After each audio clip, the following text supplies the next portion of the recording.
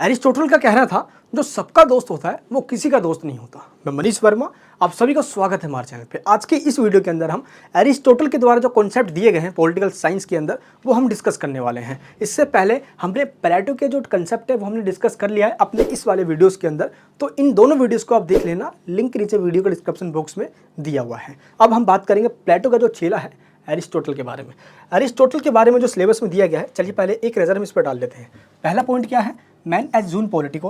पहला पॉइंट ये बहुत ज़्यादा इंपॉर्टेंट है कि एक इंसान पॉलिटिकल एनिमल होता है, एक इंसान राजनीतिक प्राणी होता है। आखिर ऐसा एरिस्टोटल ने क्यों कहा है ये डिस्कस करना है। देन सिटीजनशिप का कॉन्सेप्ट, जस्टिस का और क्लासिफिकेशन गवर्नमेंट्स का। ये चार ऐसे कॉन्सेप्ट है जो एरिस्टोटल के बारे में आपको पढ़ना ही पड़ेगा अगर प्लेटो के बाद एरिस्टोटल को आपको अच्छे से समझना है। जैसे मैंने आपको प्लेटो खत्म करवाया वैसे ही आपको मैं आज की इस वीडियो के अंदर एरिस्टोटल भी खत्म करवाने वाला हूँ। चलिए टॉपिक को स्टार्ट करते हैं।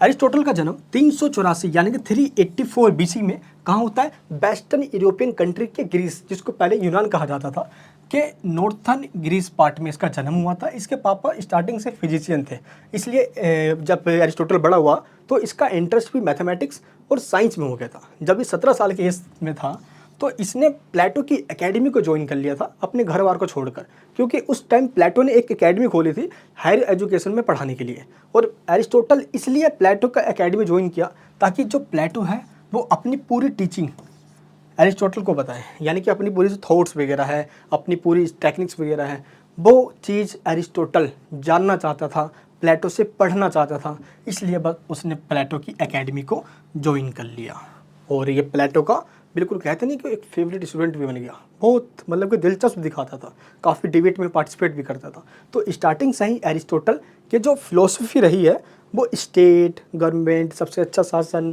राज्य कैसे बना, एक इंसान राज्य में क्यों रहता है, स्टेट पहले आया कि एक इंसान पहले आया, ना जाने कितने ऐसे पॉलिटिकल कॉन्सेप्ट के ऊपर प्लेटो के बाद एरिस्टोटल ने भी अपने विचार दिए।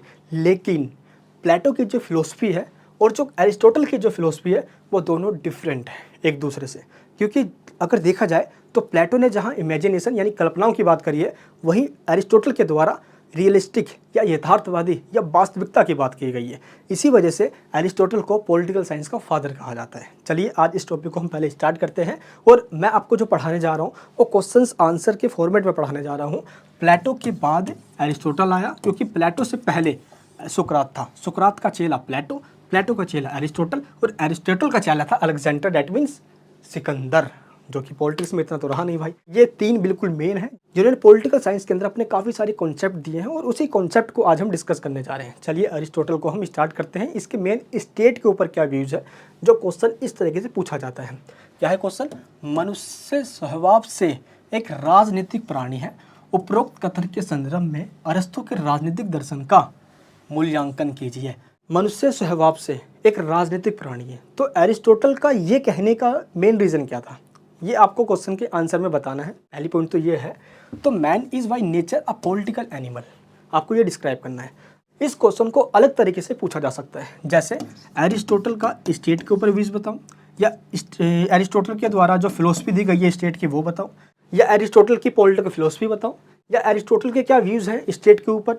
सिंपल ये भी पूछा जा सकता है, या इस क्वेश्चन को इस तरीके से घुमा के पूछा जा सकता है। आखिर एरिस्टोटल ने ऐसा क्यों कहा है कि एक इंसान राजनीतिक प्राणी है, पॉलिटिकल एनिमल है? चलिए अब मैं आपको इसका जवाब देता हूँ। सबसे पहले आपको ये बताना है कि एरिस्टोटल ने अपने जितने भी थॉट्स दिए हैं वो अपनी बुक पॉलिटिक्स में बताई हैं। पॉलिटिक्स इस बुक के अंदर एरिस्टोटल अपने टाइम पे बहुत परेशान था, सिर्फ ये पता करने के लिए कि दुनिया का सबसे अच्छा शासन कौन सा है। इसने 158 कॉन्स्टिट्यूशन का स्टडी किया, सिर्फ ये पता लगाने के लिए। और ये सारी बातें पॉलिटिक्स नामक बुक जो एरिस्टोटल ने खुद लिखी है, इस बुक के अंदर इसने बताया है। जब अपने कॉलेज में पढ़ा करता था तो उस टाइम मैं अपने लाइब्रेरी में जाया करता था, उससे पॉलिटिक्स को काफ़ी पढ़ा करता था ताकि एरिस्टोटल को समझ जाऊँ। एरिस्टोटल के जो कॉन्सेप्ट है अब आपको ये धीरे धीरे समझ में आने लग जाएंगे। इसलिए मेरी हमेशा कोशिश ये रहती है कि आपको मैं कॉन्सेप्ट को समझा दूँ। एग्ज़ाम में तो पूरा बना के भी लिख के आ जाओगे कि अगर कॉन्सेप्ट क्लियर है, रट के जाओगे, पॉइंट्स भूल जाओगे, फिर बोलोगे यार इसके बाद का क्या पॉइंट था, समझ में ही नहीं आ रहा। चलिए कॉन्सेप्ट को समझाता हूँ। Concept is power. देखिए सबसे पहले हम ये समझते हैं कि प्लेटो के बाद एरिस्टोटल जब आया तो एरिस्टोटल ने प्लेटो की उन बातों को क्रिटिसाइज भी किया जो कल्पनात्मक है, जो इमेजिनेशन वाले हैं। और इसने ये क्यों कह दिया कि मनुष्य एक सामाजिक और राजनीतिक प्राणी है। इसके पीछे का जो रीज़न है वो सिंपल ये है कि एक इंसान, एक मनुष्य कहाँ रहता है? स्टेट में ही रहता है और स्टेट में ही उसका जन्म होता है, बड़ा होता है, बुढ़ा होता है, मर जाता है। स्टेट के बाहर वो नहीं रह सकता और ना ही स्टेट के बाहर उसका कोई एग्जिस्टेंस होता है। उसका अस्तित्व जो है वो एक स्टेट में ही हो सकता है। जैसे मैं आपको अपने बारे में, हम एक इंसान के बारे में देखते हैं।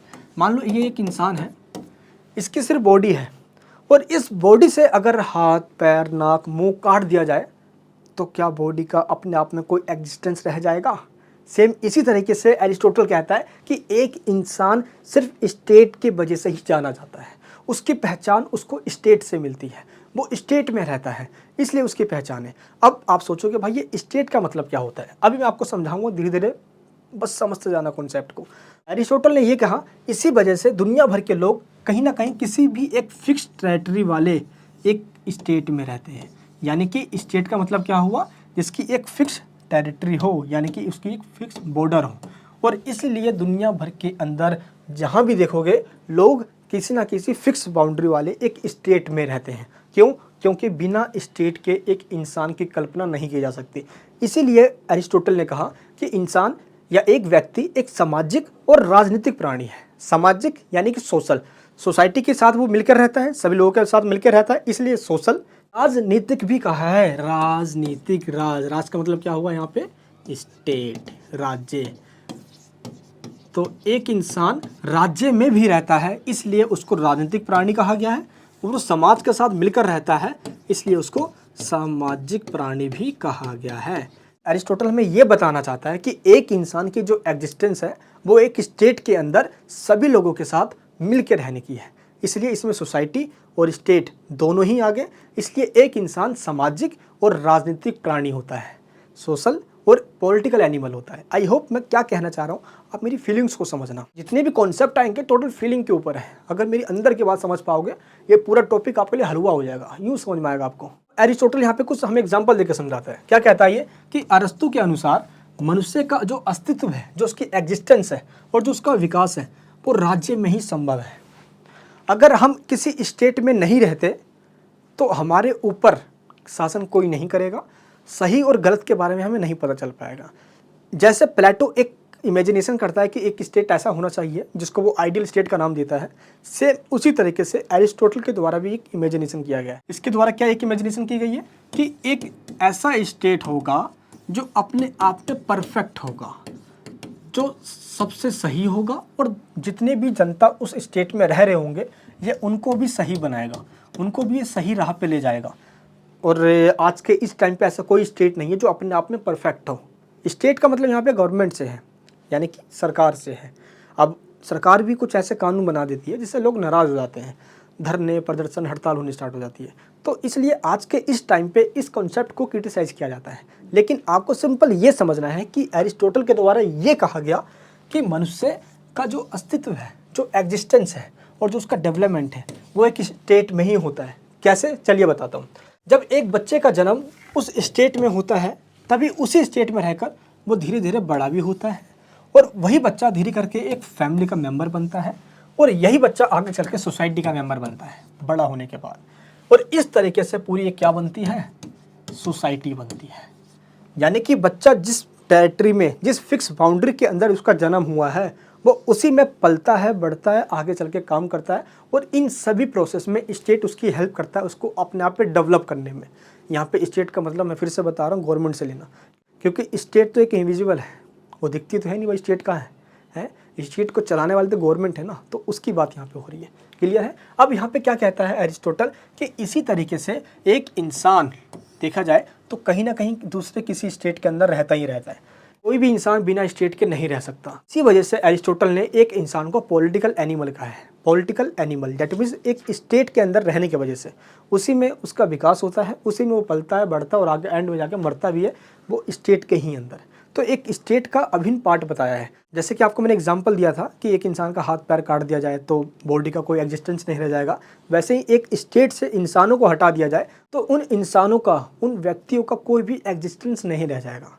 स्टेट तो अपनी जगह है, लेकिन स्टेट के अंदर ही व्यक्ति की वैल्यू है, इंसान की वैल्यू उस स्टेट के ही अंदर है, स्टेट के अंदर ही उसकी एग्जिस्टेंस है। ये यहाँ पे अरिस्टोटल बताना चाह रहा है। यानी कि अरिस्टोटल का सिंपल ये कहना है कि एक स्टेट में ही रहकर आप अपनी पहचान बना सकते हो, अदरवाइज आपकी कोई पहचान नहीं है, चाहे आपका नाम जो भी हो। आपकी पहचान आपकी नाम से नहीं, स्टेट में रहने से होती है। पहले हम ये जानते हैं कि एक्चुअली में स्टेट का मीनिंग होता क्या है। चलिए पहले हम ये जानते हैं। अगर मैं आपसे पूछूं कि स्टेट का मतलब बताऊं, तो आप बोलोगे स्टेट, अरे वही बिहार, यूपी, झारखंड है, मध्य प्रदेश, उड़ीसा, आप बोलोगे ये स्टेट है। As a political science student आप इनको स्टेट नहीं कह सकते। स्टेट इंडिया है, स्टेट इंडिया है। ऐसा क्यों है, चलिए आपको पहले मैं ये समझाता हूँ। स्टेट इन चारों एलिमेंट्स को मिलाकर बनता है। पहला भूमि, टेरिटरी, दूसरा पॉपुलेशन, यानी इस भूमि पर जहाँ पे लोग रहेंगे, लोग, तीसरा संप्रभुता, संप्रभुता मतलब पावर, जहाँ पे वो लोग रह रहे हैं उनके ऊपर कोई ना कोई शासन कर रहा है, कोई गवर्नमेंट है, उस गवर्नमेंट को पावर होगी, इंटरनल और एक्सटर्नल आज़ादी होगी कोई भी कानून बनाने के लिए। अगर देखा जाए तो यूपी, बिहार या झारखंड, इनको मैंने स्टेट क्यों नहीं कहा, क्योंकि इनके पास भूभाग भी है, यानी कि ये जोग्राफिकल एरिया भी है, बाउंड्री भी है, एक फिक्स टेरिटरी भी है, इनके पास पॉपुलेशन भी है और इनके पास गवर्नमेंट भी है। लेकिन इन सभी स्टेट के पास संप्रभुता नहीं है। संप्रभुता का मतलब होता है इसके ऊपर कोई और पावर नहीं है। अब ऐसा क्यों, मान लो कि मैं बिहार की बात कर रहा हूँ, तो बिहार में टेरिटरी भी है, पॉपुलेशन भी है और गवर्नमेंट भी है। संप्रभुता इसलिए नहीं है क्योंकि बिहार के ऊपर भी एक गवर्नमेंट है, सेंट्रल गवर्नमेंट। अब सेंट्रल गवर्नमेंट के ऊपर कोई गवर्नमेंट नहीं है। दैट मीन्स इंडिया की जो सरकार है, जैसे कि मोदी सरकार है, तो भारत एक राज्य है, क्योंकि भारत के पास सॉवरेटी है। तो जिस भी स्टेट के पास ये चारों एलिमेंट्स होंगे उसी को हम स्टेट कहेंगे। भूभाग यानी कि ज्योग्राफिकल एरिया होना चाहिए, पॉपुलेशन, सॉवरेटी एंड गवर्नमेंट। इंडिया के पास 1947 से पहले सॉवरेटी नहीं था। क्यों? क्योंकि हमारे ऊपर ब्रिटिश सरकार बैठी हुई थी, अंग्रेज़ बैठे हुए थे। इसलिए भारत को एक नेशन स्टेट या सोवरेन स्टेट ना कहकर हमें ब्रिटिश स्टेट कहा जाता था। 1947 के बाद हमें सोवरेन स्टेट या नेशन स्टेट या एक इंडिपेंडेंट स्टेट कहा जाने लग गया। क्यों? क्योंकि हमारे पास ये चीज़ आ गई। क्योंकि आज जो भी डिसीजन लेना है वो गवर्नमेंट डिसाइड करती है जनता की नीड को देखते हुए। इंटरनल और एक्सटर्नल दोनों मामले में इंडिपेंडेंट है, हमारे ऊपर किसी का दबाव नहीं है अब। तो ये यहाँ पे कॉन्सेप्ट है। तो इन चारों को मिलाकर आज स्टेट बना है और आज सभी देशों के पास सॉवरेटी है। वो अपने मामलों में बिल्कुल आज़ाद है, कानून बनाने के लिए कोई इंटरफेयर नहीं कर सकता उनके काम में। तो स्टेट का जो कॉन्सेप्ट हम देखते हैं वो तो ये है। तो अब आपके मन में ये डाउट ना रहे कि यूपी, बिहार, झारखंड ये जस्ट एक भारत की इकाई है, ये एक यूनियन है। जैसे कि भारतीय संविधान का जो आर्टिकल 1 है, आर्टिकल 1, उसमें क्या लिखा हुआ है? Bharat that is India shall be A union of state. Bharat एक राज्यों का संघ होगा। यानी कि इस तरीके से देखा जाए, आप इस मैप में देखो, ये है पूरा भारत, ये है इंडिया, ठीक है। और इसके अंदर ये जो जो छोटे छोटे हमारे पास राज्य हैं, ये सभी क्या है? ये भारत की यूनिट्स हैं। क्या है? ये यूनिट है। इनको हम भारत के अंदर इकाई के नाम से जाना गया है। भारत के संविधान के अंदर इनको स्टेट नहीं, इकाई कहा गया। यूनियन ऑफ स्टेट है भारत। क्लियर है यहाँ पे? इनके पास सिर्फ सॉवरेटी नहीं है। अगर इनके पास, अगर मान लो यूपी के पास सॉवरेटी आ जाए, दिल्ली के पास सॉवरेटी आ जाए, तो एक अपने आप में एक देश बन जाएंगे। राज्य और देश दोनों सिमिलर हैं, यानी कि सेम है। बस आपको ये पता होना चाहिए कि आज के इस कॉन्सेप्ट में हम स्टेट किसे कहेंगे, जिसके पास ये चारों एलिमेंट्स हैं। अमेरिका एक स्टेट है, फ्रांस, जर्मनी, पुर्तगाल, स्पेन, तो जिनके हम देशों के नाम बोलते हैं वो सब एक स्टेट है। आई होप आपको इस समझ में आ गया होगा स्टेट किसे कहा जाता है। अब आप यूपी, बिहार, झारखंड, जिसको हम अपने कन्वेंस के लिए स्टेट कहते हैं, जस्ट वो एक यूनियन है। अब आप किसी को जाके बोलोगे, कोई रिक्शा चालक है कि ऐसी जो पढ़ा लिखा नहीं है इतना, भाई ये स्टेट नहीं है, बोलेगा क्या पागल ऐसी बात कर रहा है, क्या पढ़ कर आ गया। तो स्टेट एक्चुअल में किसको कहा जाता है? आई होप अब आपको ये समझ में आ गया होगा। चलिए अब ये जानते हैं एरिस्टोटल के अकॉर्डिंग स्टेट का ओरिजिन कैसे हुआ है, यानी कि अरस्तु के अनुसार एक राज्य कैसे बना है, उसका उदय कैसे हुआ है, उसका जन्म कैसे हुआ है। अरस्तु के आइडियोलॉजी से पहले ये माना जाता था कि जो राज्य है, कि जो स्टेट है, उसका जो ओरिजिन है वो समझौता सिद्धांत के आधार पर हुआ है और देवीय सिद्धांत के आधार पर हुआ है। सोशल कॉन्ट्रैक्ट का मतलब ये होता है कि जब सभी लोगों को ये लगा कि भाई अब हम जिसकी लाठी उसकी भैंस है, या सभी लोग एक दूसरे से मार काट में लगे पड़े हैं, इनकी रक्षा के लिए और कोई नहीं है, तो इन सभी लोगों ने मिलकर आपस में एक एग्रीमेंट कर लिया और इस एग्रीमेंट के बाद एक ऐसे इंसान को सत्ता सौंप दी गई कि भाई अब ये इंसान हमारा राजा होगा और ये हमें इन लोगों से बचाएगा, ये हमारी सुरक्षा करेगा। इसको कहा जाता है सोशल कॉन्ट्रैक्ट, यानी कि अब ये जो राजा बना है यही स्टेट कहलाएगा। यानी कि सभी लोगों ने मिलकर अपनी जो सॉवरेटी है, अपनी जो पावर है, सहमति से इस इंसान को सौंप दी है। इसी को सोशल कॉन्ट्रैक्ट, यानी कि इन्होंने कॉन्ट्रैक्ट कर लिया लोगों ने कि अब भाई तेरी जिम्मेदारी हमारी रक्षा करना। तो इस तरीके से जनता की सबकी रक्षा की जाएगी और ये जो राजा होगा यही मिलकर स्टेट बनाएगा। तो इस तरीके से स्टेट बन गया। पहला कॉन्सेप्ट ये है। नेक्स्ट है देवीय सिद्धांत। देवीय सिद्धांत का मतलब क्या है? ऐसा माना जाता था कि जो स्टेट है उसको किसी इंसान ने नहीं बनाया, स्टेट को भगवान ने बनाया है। तो स्टेट को किसी इंसान ने नहीं बनाया और स्टेट को भगवान ने बनाया है, इसलिए स्टेट के ऊपर जो शासन कर रहे हैं उसकी बातें सबको माननी होगी। भगवान डायरेक्ट धरती पर नहीं आ सकते, इसलिए उन्होंने स्टेट को बना दिया है और स्टेट का राजा जो कहेगा वो सभी को मानना होगा। एरिस्टोटल के द्वारा इन दोनों कंसेप्ट को क्रिटिसाइज किया गया। बोले ऐसा कुछ भी नहीं है, जो स्टेट है वो हिस्टोरिकल डेवलपमेंट का परिणाम है। ऐसे इतिहास में बहुत सारे विकास हुए, पहले छोटे छोटे ऑर्गेनाइजेशन बने, फैमिली बनी, ऑर्गेनाइजेशन बने, गांव बना, उसके बाद एक स्टेट बना है। एरिस्टोटल अब हमें ये बताता है कि जो स्टेट है वो क्या है? ऐतिहासिक विकास का परिणाम है। Consequences of historical development. रातों रात विकास नहीं हुआ, लंबे टाइम से चलते चलते इसका विकास हुआ है। अब हमें ये समझने के लिए कि ऐतिहासिक विकास का परिणाम स्टेट कैसे है, इसके लिए एरिस्टोटल के द्वारा दो मान्यताएं दी गई है। पहली मान्यता क्या है कि भौतिक आवश्यकताओं यानी कि फिजिकल नीड को पूरा करने के लिए एक इंसान दूसरे इंसान से मिलता है। अब मान लो एक इंसान है जो स्वामी है, जिसके पास पैसा है, धन दौलत है, लेकिन उसको अपनी बेसिक नीड पूरा करने के लिए फार्मर्स के पास, पीजेंट के पास या आर्टिसियंस के पास या दास जिसको वो स्लेव कहते हैं, उस टाइम पे यूरोपियन कंट्रीज़ के अंदर काफ़ी चला करते थे, जिनसे हमें काम लेना है, डेट मीन्स स्लेव के पास जाएगा।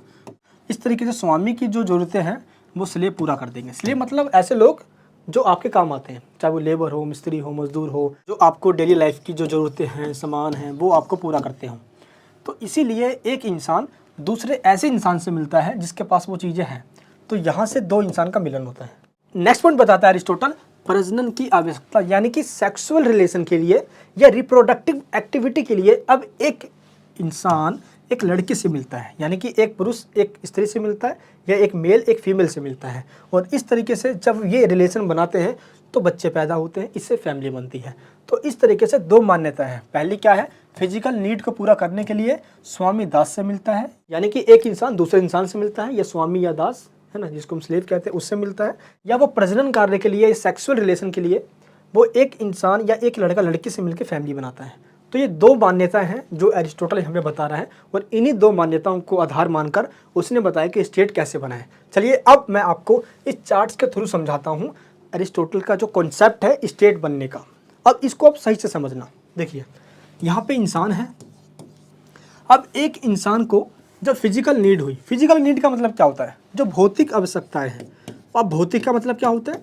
जो डेली लाइफ में आपको चाहिए ही चाहिए।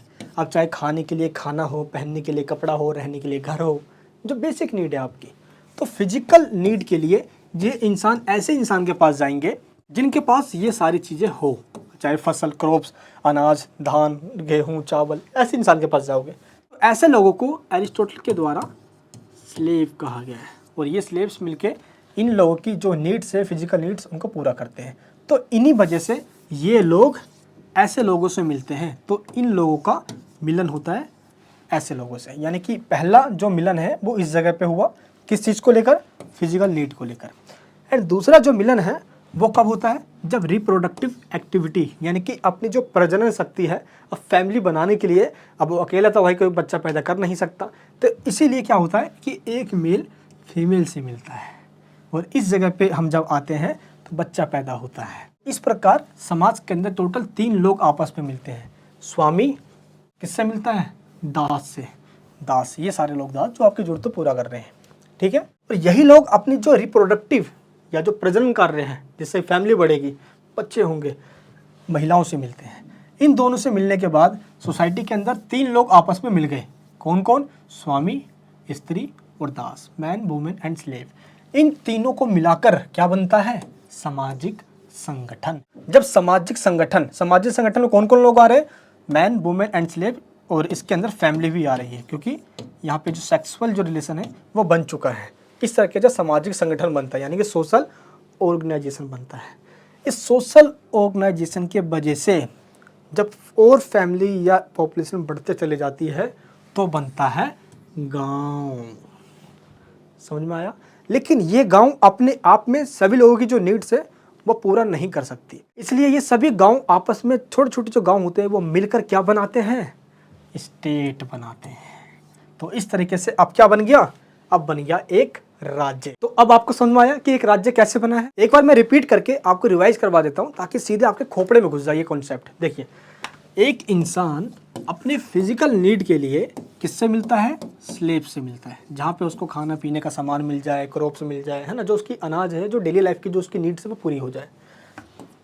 पहला रिलेशन समाज का, या पहली मान्यता है एरिस्टोटल की। दूसरी मान्यता क्या है? दूसरा रिलेशन कब बनता है? जब एक इंसान रिप्रोडक्टिव एक्टिविटीज़ के लिए अपने रिलेशन को बनाता है एक फीमेल के साथ। तो मेल और फीमेल इन दोनों का रिलेशन इस जगह पे मिलता है जिससे कि जो रिप्रोडक्शन कार्य है वो पूरा हो सके। तो ये होगा दूसरा रिलेशन। अब देखा जाए इस पूरे चार्ट्स में तो 3 लोग मिले हैं।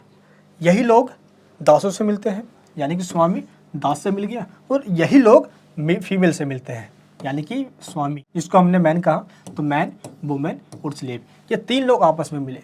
क्यों? 2 नीड्स के लिए, फिजिकल नीड और रिप्रोडक्शन के लिए आपस में मिलते हैं तो बनता है सोशल ऑर्गेनाइजेशन, यानी कि सामाजिक संगठन। डैट मीन्स इसको फैमिली कह सकते हो आप।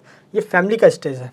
अब फैमिली के बाद, यानी ये जो संगठन है हमारा, इसको हमने फैमिली भी कहा या इसको सामाजिक संगठन भी कहा। फैमिली इसलिए क्योंकि यहाँ पे ये जो सेक्सुअल रिलेशन है ये यहाँ पे बन चुका है, तो बच्चे हुए होंगे भाई, और यहाँ पे फिजिकल नीड पूरी हो ही रही है और एक फैमिली के लिए चाहिए। इसलिए एरिस्टोटल ने इसको क्या कहा है? सामाजिक संगठन, सोशल ऑर्गेनाइजेशन। और सामाजिक संगठन के बाद जब पॉपुलेशन बढ़ते चले जाती है तो छोटे छोटे गाँव बन जाते हैं। अब इन गाँव के बनने के बाद सभी गाँव मिलकर आपस में एक स्टेट बनाते हैं। तो इस तरीके से एक स्टेट बना है। पहले फैमिली बनती है, देन गांव बनती है, और यही गांव मिलकर पहले एक सोसाइटी बनाते हैं, और सभी सोसाइटी यानी सभी गांव मिलकर आपस में एक स्टेट बनाते हैं। अब आपको समझ में आ गया? तो इसी को एरिस्टोटल ने हिस्टोरिकल डेवलपमेंट कहा है, यानी कि ऐतिहासिक विकास का परिणाम है स्टेट। एक विकास नहीं हो गया, अब लंबे टाइम चलते चलते एक स्टेट बना है। इसी को एरिस्टोटल का स्टेट का कॉन्सेप्ट कहा जाता है। नेक्स्ट पॉइंट क्या है? राज्य की उत्पत्ति के सिद्धांत के संबंध में अरस्तु की मान्यताएं। अब चलिए बात करते हैं वो कौन सी मान्यताएं हैं जो एरिस्टोटल मानकर चलता है 2 चीज़ों के लिए, कि इसी वजह से स्टेट का ओरिजिन हुआ है, दूसरी बात, और इसी वजह से एक इंसान को पॉलिटिकल एनिमल या राजनीतिक प्राणी कहा जाता है। अब वो ऐसी कौन सी मान्यताएं हैं जिससे ये दोनों पॉइंट्स कवर होते हैं? चलिए अब हम बात करते हैं। पहला पॉइंट ये है कि स्वामी और सेवक का मिलन होता है, यानी कि मैन और स्लेव का मिलन होता है। इनका मिलन क्यों होता है? 2 प्राइमरी नीड्स के लिए। पहली जो नीड है वो क्या है? आत्मरक्षा। आत्मरक्षा का मतलब यहाँ पे है फिजिकल नीड, या इसको सेल्फ प्रिजर्वेशन भी कहा जा सकता है, या इसको फिजिकल नीड भी कह सकते हो आप, क्योंकि जो हमें चाहिए वो हमेशा हमारे पास नहीं होता, वो चीज़ हमें दूसरों से लेना पड़ता है। तो पहला इसलिए मिलते हैं हम। दूसरा क्या है? यौन संतुष्टि, यानी कि रिप्रोडक्टिव एक्टिविटी के लिए हम दूसरों से मिलते हैं। तो इस तरीके से मैन और स्लेव का मिलन होता है, और जब ये आपस में मिलते हैं तो फैमिली बनती है। और ये फैमिली अपने आप में आपस में सभी ज़रूरतों को पूरा नहीं कर सकते, इसलिए यही फैमिली मिलकर गांव बनाते हैं। और ये गांव भी आपस में मिलकर अपने ज़रूरतों को पूरा नहीं कर सकते, क्योंकि फैमिली को और गांव को एरिस्टोटल ने परफेक्ट नहीं कहा है।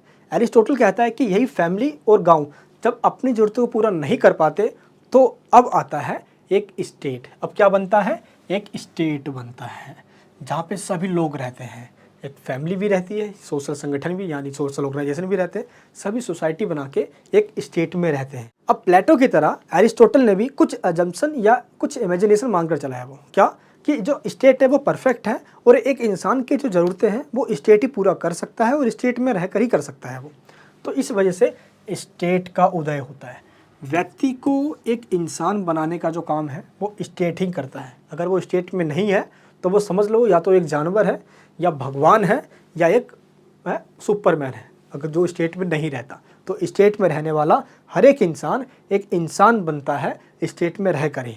तो इस तरीके से स्टेट का उदय होता है, और देखते ही देखते मान लो ये एक स्टेट है और स्टेट में ये सारे लोग रहते हैं। तो इस तरीके से एक स्टेट का ओरिजिन होता है, और एक स्टेट के बाद दुनिया में जितने भी स्टेट बने हैं इस तरीके से सारे एक एक करके सारे स्टेट बन गए, जहाँ पे कहीं ना कहीं लोग रहते ही हैं। जो आपकी जीवन की ज़रूरतों को पूरा करे वो स्टेट है, जो सोसाइटी के अंदर जितनी भी नीड्स है उनको पूरा करे वो स्टेट है, और जो आपको मोरालिटी, जो आपको नैतिकता का पाठ पढ़ा है वो स्टेट है। तो एक स्टेट के अंदर एक इंसान को ये तीनों बातें मिल जाती है, इसलिए एरिस्टोटल ने स्टेट को बहुत ज़्यादा इंपॉर्टेंस दी है। एक इंसान कुछ भी नहीं है बिना स्टेट के, ठीक है, एरिस्टोटल ने ये कहा है। नेक्स्ट पॉइंट क्या है, मनुष्य एक सामाजिक और राजनीतिक प्राणी है। ऐसा क्यों है? क्योंकि इंसान सोसाइटी में सभी लोगों के साथ रहता है, इसलिए वो एक सोशल एनिमल है। दूसरा पॉलिटिकल एनिमल, सोसाइटी में रहने के साथ साथ वो किसी न किसी की स्टेट में भी रह रहा होता है, इसलिए वो एक पॉलिटिकल एनिमल है। सोसाइटी में रहने की वजह से सोशल एनिमल यानी कि सामाजिक प्राणी, और एक स्टेट में रहने की वजह से पॉलिटिकल एनिमल यानी कि राजनीतिक प्राणी भी है। तो इस तरीके से एरिस्टोटल हमें समझाता है। अब देखो, इंसान और जानवरों में कुछ डिफरेंस है।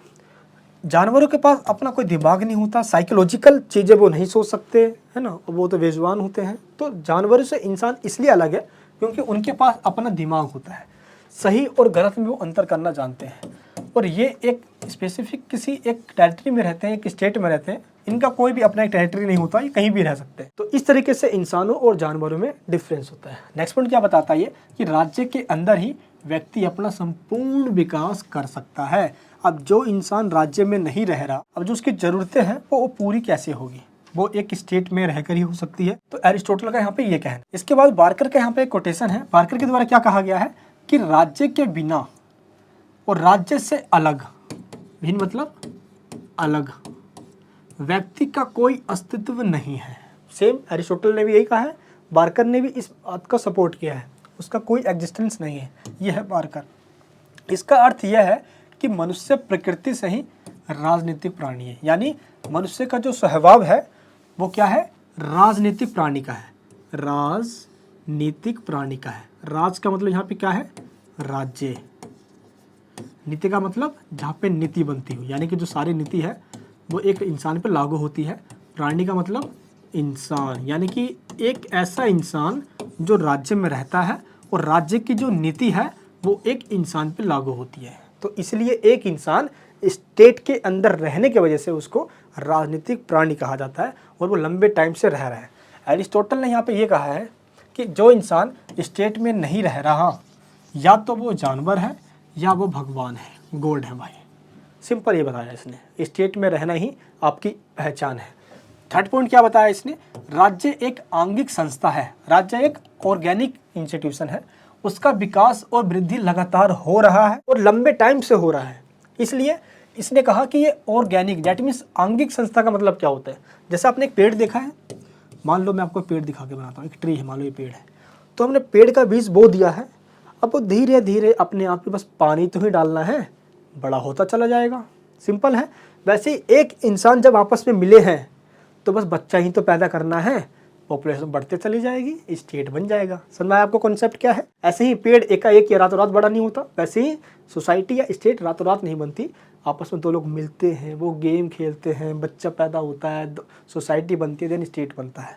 ये एरिस्टोटल हमें समझाना यहाँ पे चाह रहा है। लेकिन एरिस्टोटल का कहना है कि पहले फैमिली आई, देन सोसाइटी बनती है, फिर गाँव बनते हैं, फिर स्टेट बन जाता है। तो एरिस्टोटल का कुछ अलग कहना है, और आज का जो कॉन्सेप्ट है वो ये है, ये चारों एलिमेंट्स होने चाहिए, उसी को हम स्टेट कहेंगे। तो इस तरीके से तीन मान्यताएं इसने बताई, जिसके आधार पर ये कहा जा सकता है कि एक इंसान राजनीतिक यानी कि पॉलिटिकल एनिमल है। पहला पॉइंट बताया इसने कि किस तरीके से स्वामी और सेवक यानी कि मैन, स्लेव, और स्त्री और पुरुष यानी कि मेल और फीमेल का मिलन होता है। क्यों? क्योंकि वो चाहते हैं अपनी फिजिकल नीड्स को पूरा करना और यौन संबंध बनाना, यानी कि रिप्रोडक्टिव एक्टिविटी करना। पहला इसलिए आपस में सभी लोग मिलते हैं, और दूसरा इसने क्या बताया, दूसरा पॉइंट इसने बताया कि एक इंसान इसी वजह से पॉलिटिकल और सोशल एनिमल होता है, क्योंकि वो सोसाइटी के साथ रहता है और किसी स्टेट के अंदर रहता है।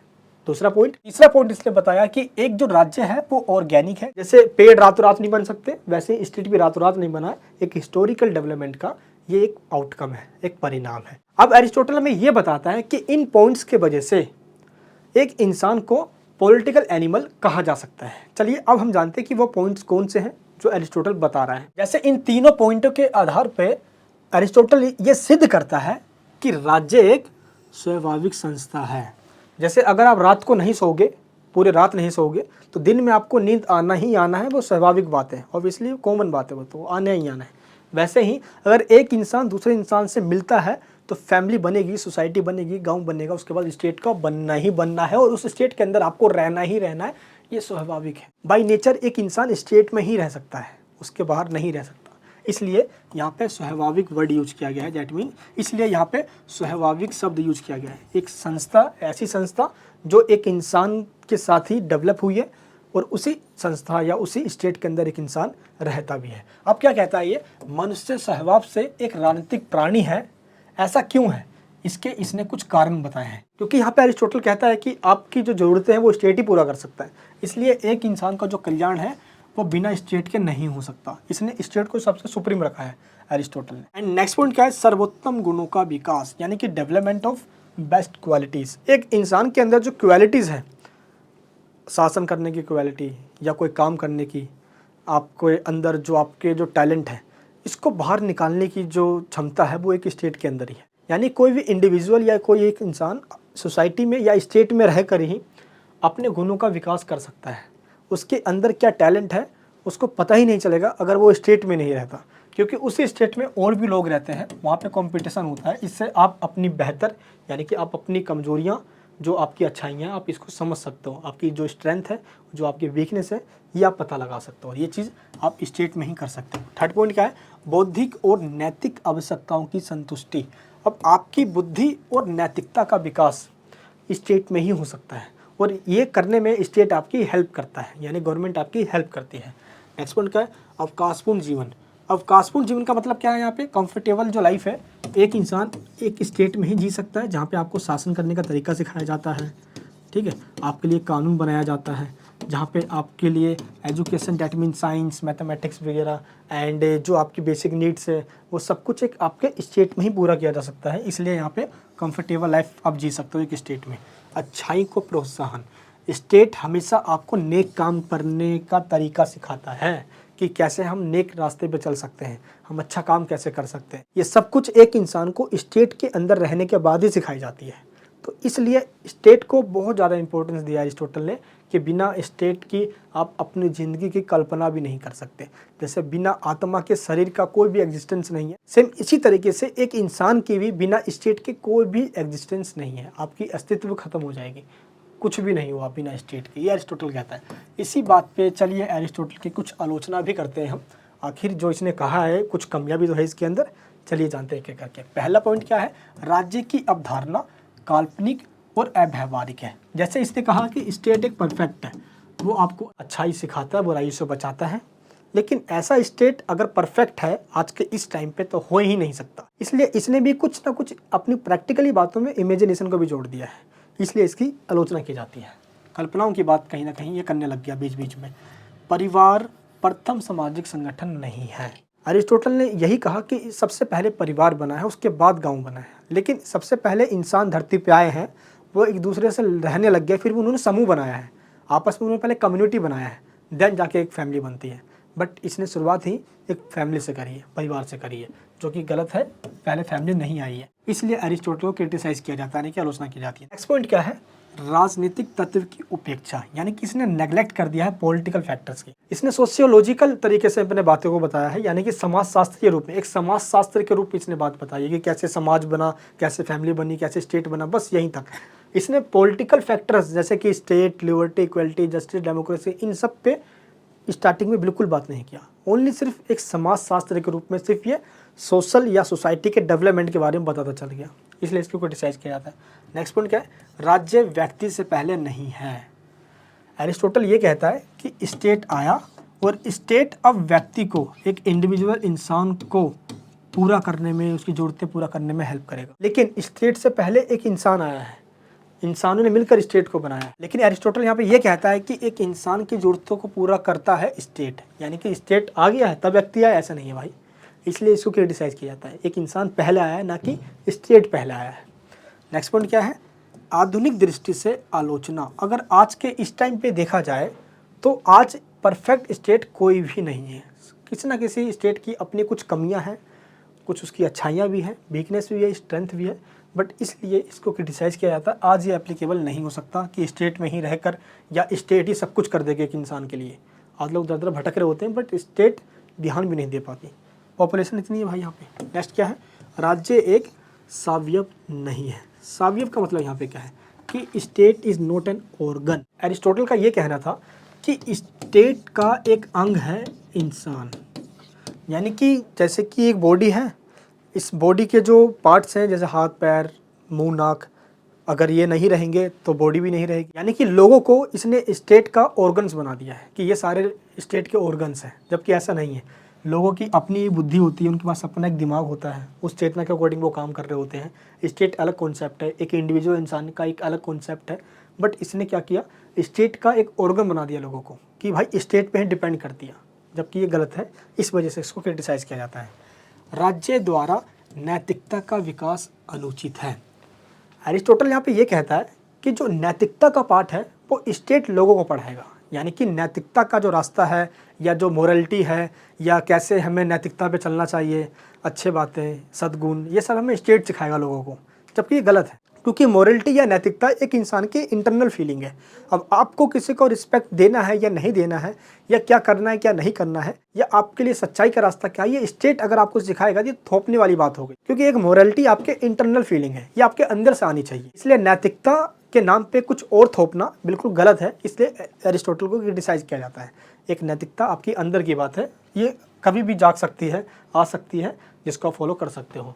नेक्स्ट पॉइंट हम कह सकते हैं कंक्लूजन के रूप में कि प्लेटो जिस तरीके से कल्पनावादी और आदर्शवादी था, एक यूटोपियन और इमेजिनेशन की दुनिया बनाना चाहता था, आइडियल स्टेट बनाना चाहता था, एक फिलोसफर किंग बनाना चाहता था, बट ऐसा कुछ हुआ नहीं और ना ही उसकी एग्जिस्टेंस आज तक हमें कुछ मिलती है। लेकिन प्लेटो के ठीक अपोजिट एरिस्टोटल क्या था, एक प्रैग्मेटिक था। प्रैग्मेटिक का मतलब क्या होता है, व्यवहारिक, जो प्रैक्टिकली बातें करें, और एक यथार्थवादी था, रियलिस्टिक था। इसने टोटली यथार्थवादी बातें करी है, सपनों की दुनिया की बात नहीं करी। हाँ, इसने स्टेट को लेकर जरूर थोड़ा इमेजिनेशन किया कि स्टेट थोड़ा परफेक्ट है, लेकिन इसको भी लेकर एरिस्टोटल को क्रिटिसाइज किया गया है। इस प्रकार कहा जा सकता है कि प्लेटो एक कल्पनावादी था और एरिस्टोटल एक प्रैग्मेटिक और रियलिस्टिक था, जिस वजह से एरिस्टोटल को पॉलिटिकल साइंस का फादर यानी पिता कहा जाता है। जबकि प्लेटो पहले आया, देन एरिस्टोटल आया, फिर भी प्लेटो को फादर ना कहकर एरिस्टोटल को फादर कहा गया, क्योंकि प्लेटो ने टोटली काल्पनिक बात करी, यूटोपियन, आदर्शवादी, जबकि प्लेटो का स्टूडेंट था एरिस्टोटल, और इसने अपने गुरु का ही काफ़ी आलोचना करी है। और उसके बाद इसने टोटल रियलिस्टिक थ्योरीज दी। इसने जो भी अपने प्रिंसिपल दिए हैं वो टोटली एप्लीकेबल आज है और हो भी सकती है, क्यों नहीं हो सकती। तो हम जो नेक्स्ट पढ़ेंगे और भी क्वेश्चन में, तो हम देखेंगे इसने अभी फॉर्म्स ऑफ गवर्नमेंट बताया कि गवर्नमेंट कैसे काम करती है एंड सबसे अच्छा शासन कौन सा है, ये आगे आने वाले क्वेश्चन में हम देखने वाले हैं। तो अरस्तु ही वह पहला विचारक था जिसने ये बताया कि मनुष्य एक सामाजिक और राजनीतिक प्राणी है। इससे पहले किसने नहीं बताया। मनुष्य एक सामाजिक प्राणी है, समाज में रहने की वजह से, राजनीतिक प्राणी है एक स्टेट में रहने की वजह से, पहली बात यह है। एंड संविधान सबसे अच्छा कौन सा है, शासन सबसे अच्छा कौन सा है, ये इसने बताया हमें। साथ ही सबसे अच्छा शासन का रूप कौन सा है। अगर सोसाइटी में असंतुलन है, सोसाइटी के अंदर अगर सोशल अनबैलेंस हो गया, पॉलिटिकल अनबैलेंस हो गया, तो मारकाट होते रहेंगे। इसलिए अरिस्टोटल ने क्या कहा, हमें हमेशा से संतुलित मार्ग अपनाना चाहिए, बैलेंस्ड अप्रोच अपनाना चाहिए। अपनी बुक पॉलिटिक्स में इसने बताया कि हमें सामाजिक संतुलन, सोशल बैलेंस बना के चलना चाहिए, पॉलिटिकल बैलेंस बना के चलना चाहिए। हमें जो कम है उनकी बात भी सुनना चाहिए, जो ज़्यादा है, जो मेजोरिटी में, उनकी बात भी सुनना चाहिए। ये बैलेंस बना रहेगा, दैट मीन्स हमें हमेशा से संतुलित मार्ग यानी कि बैलेंस्ड अप्रोच बनाना चाहिए, जिससे कि सोसाइटी में प्रोस्पेरिटी और पीसनेस बना रहे। आई होप आपको ये क्वेश्चन समझ में आ गया होगा। चलिए अब हम बात करते हैं अपने नेक्स्ट क्वेश्चन की। एरिस्टोटल के द्वारा जो स्टेट पे थॉट्स दिए गए हैं, जिसमें एरिस्टोटल ये कहता है कि मनुष्य यानी कि एक इंसान एक पॉलिटिकल एनिमल है, यानी कि राजनीतिक प्राणी है। ऐसा इसलिए उसने कहा क्योंकि एक इंसान कहीं ना कहीं स्टेट में ही पलता है, बढ़ता है और वहीं पे मरता है, यानी कि एक इंसान स्टेट में ही रहता है और उसके बिना अपना वो डेवलपमेंट नहीं कर सकता। एरिस्टोटल इस थ्योरी के बाद एक नया कॉन्सेप्ट देता है जिसका नाम है क्लासिफिकेशन ऑफ गवर्नमेंट्स। यानी कि एरिस्टोटल का ये कहना है कि अरस्तु के द्वारा संविधानों के वर्गीकरण की विवेचना कीजिए। ये क्वेश्चन भी आपके एग्जाम्स में आता है और ये सिलेबस में अलग से स्पेसिफिक तरीके से आपको दिया हुआ है। तो अब फर्स्ट क्वेश्चन के बाद चलिए अपना सेकंड क्वेश्चन देखते हैं। तो सेकंड क्वेश्चन आपको समझ में आ गया क्या है, क्लासिफिकेशन ऑफ कॉन्स्टिट्यूशन या संविधानों का वर्गीकरण। देखो, संविधान के ऊपर एरिस्टोटल से इसलिए पूछा जा रहा है क्योंकि एरिस्टोटल ने अपने टाइम पे 158 कॉन्स्टिट्यूशन का स्टडी सिर्फ इसलिए किया था ताकि ये पता लगाया जा सके, ताकि अलग अलग जो यूरोपियन कंट्रीज़ हैं, यूनान के जो सिटी स्टेट थे, एथेंस वगैरह, स्पार्टा वगैरह, अलग अलग सिटी स्टेट्स को इसने स्टडी किया सिर्फ ये पता लगाने के लिए कि दुनिया का सबसे अच्छा जो रूलिंग यानी कि शासन करने का जो तरीका है वो कौन सा है। और इसके बाद इसने अपना सॉल्यूशन भी दिया। तो आज के इस क्वेश्चन के अंदर हम इसके बारे में ही जानने वाले हैं। सबसे पहले हम ये जानते हैं कि एरिस्टोटल है कौन। ये आपको मैंने स्टार्टिंग में ही बताया था। एरिस्टोटल का जन्म 384 बीसी में हुआ था, जो कुछ बच्चे भूल गए हैं, थोड़ा रिवाइज करवा देता हूँ मैं। और इसकी डेथ 322 ईस्वी में हुई थी। जब ये 17 साल का था तो स्टार्टिंग में ही शुरुआत, जब बहुत छोटा था एरिस्टोटल, तो इसके पापा का देहांत हो गया था। तो 17 साल की एज में एरिस्टोटल ने अपना घर बार सब कुछ छोड़कर ये एथेंस आ गया। एथेंस कहाँ? प्लेटो के नगर। और यहाँ पे आके प्लेटो की जो एकेडमी थी हायर एजुकेशन वाली, उसके अंदर एरिस्टोटल ने ज्वाइन कर लिया और प्लेटो से इसने पढ़ना स्टार्ट किया। प्लेटो का एक बहुत अच्छा स्टूडेंट भी बन गया एरिस्टोटल। एरिस्टोटल को स्टेट के बारे में जानना या नई नई चीज़ जानना इसको बहुत मज़ा आता था, नई नई डिस्कवरी करना। और ऐसे क्वेश्चन पे तो और इसका इंटरेस्ट था जैसे जो इंसानों से रिलेटेड हो। जैसे एक इंसान के सामने प्रॉब्लम्स क्यों आती है, अगर प्रॉब्लम आती भी है तो एक इंसान उसको कैसे सॉल्व कर लेता है। ऐसे काफ़ी सारे टॉपिक्स के ऊपर एरिस्टोटल डिस्कवरी किया करता था। स्टेट के ऊपर एंड डेमोक्रेसी के ऊपर एंड कॉन्स्टिट्यूशन के ऊपर ही अपने थॉट्स दिया करता था। इसी वजह से ये प्लेटो का भी बहुत चहेता बन गया और साथ ही इसको अपने टाइम का बहुत ज्ञानी, बहुत इंटेलिजेंट माना जाता था। तो एरिस्टोटल के द्वारा जो अपनी फिलॉसफी या जो थ्योरीज दी गई है, ये इसको अपनी बुक पॉलिटिक्स में लिखता है। और अभी जो मेन कॉन्सेप्ट हम पढ़ने जा रहे हैं एरिस्टोटल के द्वारा जो दिया गया है, क्या है? अरिस्तु के संविधानों का वर्गीकरण। क्योंकि अरिस्तु ने अपने टाइम पे जो 158 कॉन्स्टिट्यूशन का जो स्टडी किया, इसने सिर्फ ये पता लगाने के लिए कि सबसे अच्छा शासन कौन सा है, इसी वजह से इसने सबसे पहले तो कंपैरिजन किया। फर्स्ट टाइम पॉलिटिकल साइंस के अंदर जिसने कंपैरिजन किया हो वो एरिस्टोटल ही है। इसलिए इसको कंपैरेटिव पॉलिटिक्स का भी फादर कहा जाता है, पॉलिटिकल साइंस का भी फादर कहा जाता है। क्योंकि इसने प्लेटो की तरह कल्पनात्मक या इमेजिनेशन की बात ना करके टोटली रियलिस्टिक या व्यवहारिक बातों को इसने जोर दिया या इम्पोर्टेंस दिया।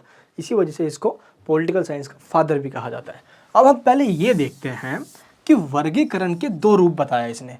यानी कि जो संविधान है, यानी जो कॉन्स्टिट्यूशन है, जो आज हम देखते हैं, इसने इसको अपने टाइम पे दो पार्ट्स में डिवाइड किया है। अब वो दो तरीके कौन से हैं आपको पहले ये जानना है। सबसे पहला तरीका इसने बताया कि संख्या के आधार पर हमें संविधान को बांट देना चाहिए, संख्या के आधार पर, देन ऑब्जेक्टिव के बेस पे। तो पहले आपको ये समझना है कि इसने ये क्यों कहा कि संख्या के आधार पर, बेस्ड ऑन नंबर्स। चलिए पहले इस कॉन्सेप्ट को समझते हैं। एरिस्टोटल का ये कहना था कि उस टाइम जब एरिस्टोटल प्लेटो के जो कंटेम्प्रेरी टाइम है, उस टाइम आपको पता है कि सोफिस्टो का शासन था। ये आपको मैंने प्लेटो वाले क्वेश्चन में भी समझाया है। सोफिस्टो या जो उस टाइम के जो राजा हुआ करते थे, काफ़ी करप्टेड थे, लोगों को पॉलिटिकल नॉलेज नहीं था, ट्रेडिशन को आंख बंद करके फॉलो कर रहे थे। अब लोगों को इसी से छुटकारा दिलाने के लिए एरिस्टोटल ने सबसे अच्छा शासन कौन सा हो, इसकी खोज करी। भाई इसको खोज करना बहुत पसंद था, इसलिए इसने ये बताया कि जो संविधान है वो दो तरीके से हो सकते हैं, या आप ये कह सकते हो कि शासन के दो तरीके हो सकते हैं। पहला तरीका वो है जिसके अंदर हम नंबर्स को देखते हैं, यानी कि संख्या के आधार पर। पहला तरीका कौन सा है? ये बोलता है कि सबसे पहले राजतंत्र, जिसके अंदर सिर्फ एक व्यक्ति या एक पर्सन ही शासन करता है। मान लो राजतंत्र में जैसे कि एक राजा हो और सभी प्रजा पे वो शासन कर रहा होगा अपना, उसको ही राजतंत्र कहा जाता है। तो राजतंत्र का जो रूप होता है वो क्या होता है? टायरेनी। टायरेनी का मतलब अगर राजतंत्र बुरा बन जाए तो वही राजा डिक्टेटर बन जाएगा। तो पहला इसने बताया राजतंत्र। और राजतंत्र में कुछ ऐसे लोग होंगे जो राजा के बिल्कुल नज़दीक या बिल्कुल पास रहते होंगे। अब उनको लगता होगा यार कि राजा हमारी बातें नहीं मानता, और कुछ समय बाद आपने सुना होगा, ये मिडिएवल इंडिया में काफ़ी हुआ करता था, जो राजा के नज़दीकी होते थे वो कुछ समय बाद राजा से जेलस करना स्टार्ट कर देते थे, और यही लोग आगे चल के विद्रोह कर देते हैं। और तो राजतंत्र के बाद अब आएगा कुलीन तंत्र, जिसके अंदर कुछ लोगों का शासन होगा। राजतंत्र means rule by one person, लेकिन राजतंत्र में जब कुछ लोग विद्रोह कर देंगे अपने शासन के लिए, तो अब स्टार्ट होता है कुलीन तंत्र। कुलीन तंत्र का मतलब क्या हुआ? कुछ लोगों का शासन, यानी कि कुछ गिने चुने लोग पूरे देश को चलाएंगे। और राजतंत्र में सिर्फ एक ही इंसान पूरे देश को चला रहा होगा। अब उस एक ही इंसान से ऊब कर लोगों ने विद्रोह किया और ये कुछ लोगों का शासन अब इस्टेब्लिश हो जाएगा। तो इसको कहेंगे हम कुलीन तंत्र, यानी कि एरिस्टोक्रेसी। इसको ऑटोक्रेसी भी कहा जाता है। नेक्स्ट क्या है, जब कुछ लोगों के शासन से लोग उब जाएंगे तो धीरे धीरे करके फिर वहाँ पे विद्रोह की भावना आएगी। और उसके बाद यानी कि कुलीन तंत्र के बाद अब शासन जो आएगा उसको कहता है एरिस्टोटल पॉलिटी। पॉलिटी का मतलब क्या होता है, बहुत सारे लोगों का शासन। यहाँ पे अलग अलग लोग अलग तरीके से शासन कर रहे होंगे। तो आपको ये समझ में आया कि संख्या के आधार पर वो क्या कहना चाहता है। पहले एक इंसान का शासन होगा, फिर कुछ इंसान का शासन होगा, फिर बहुत सारे लोगों का शासन होगा।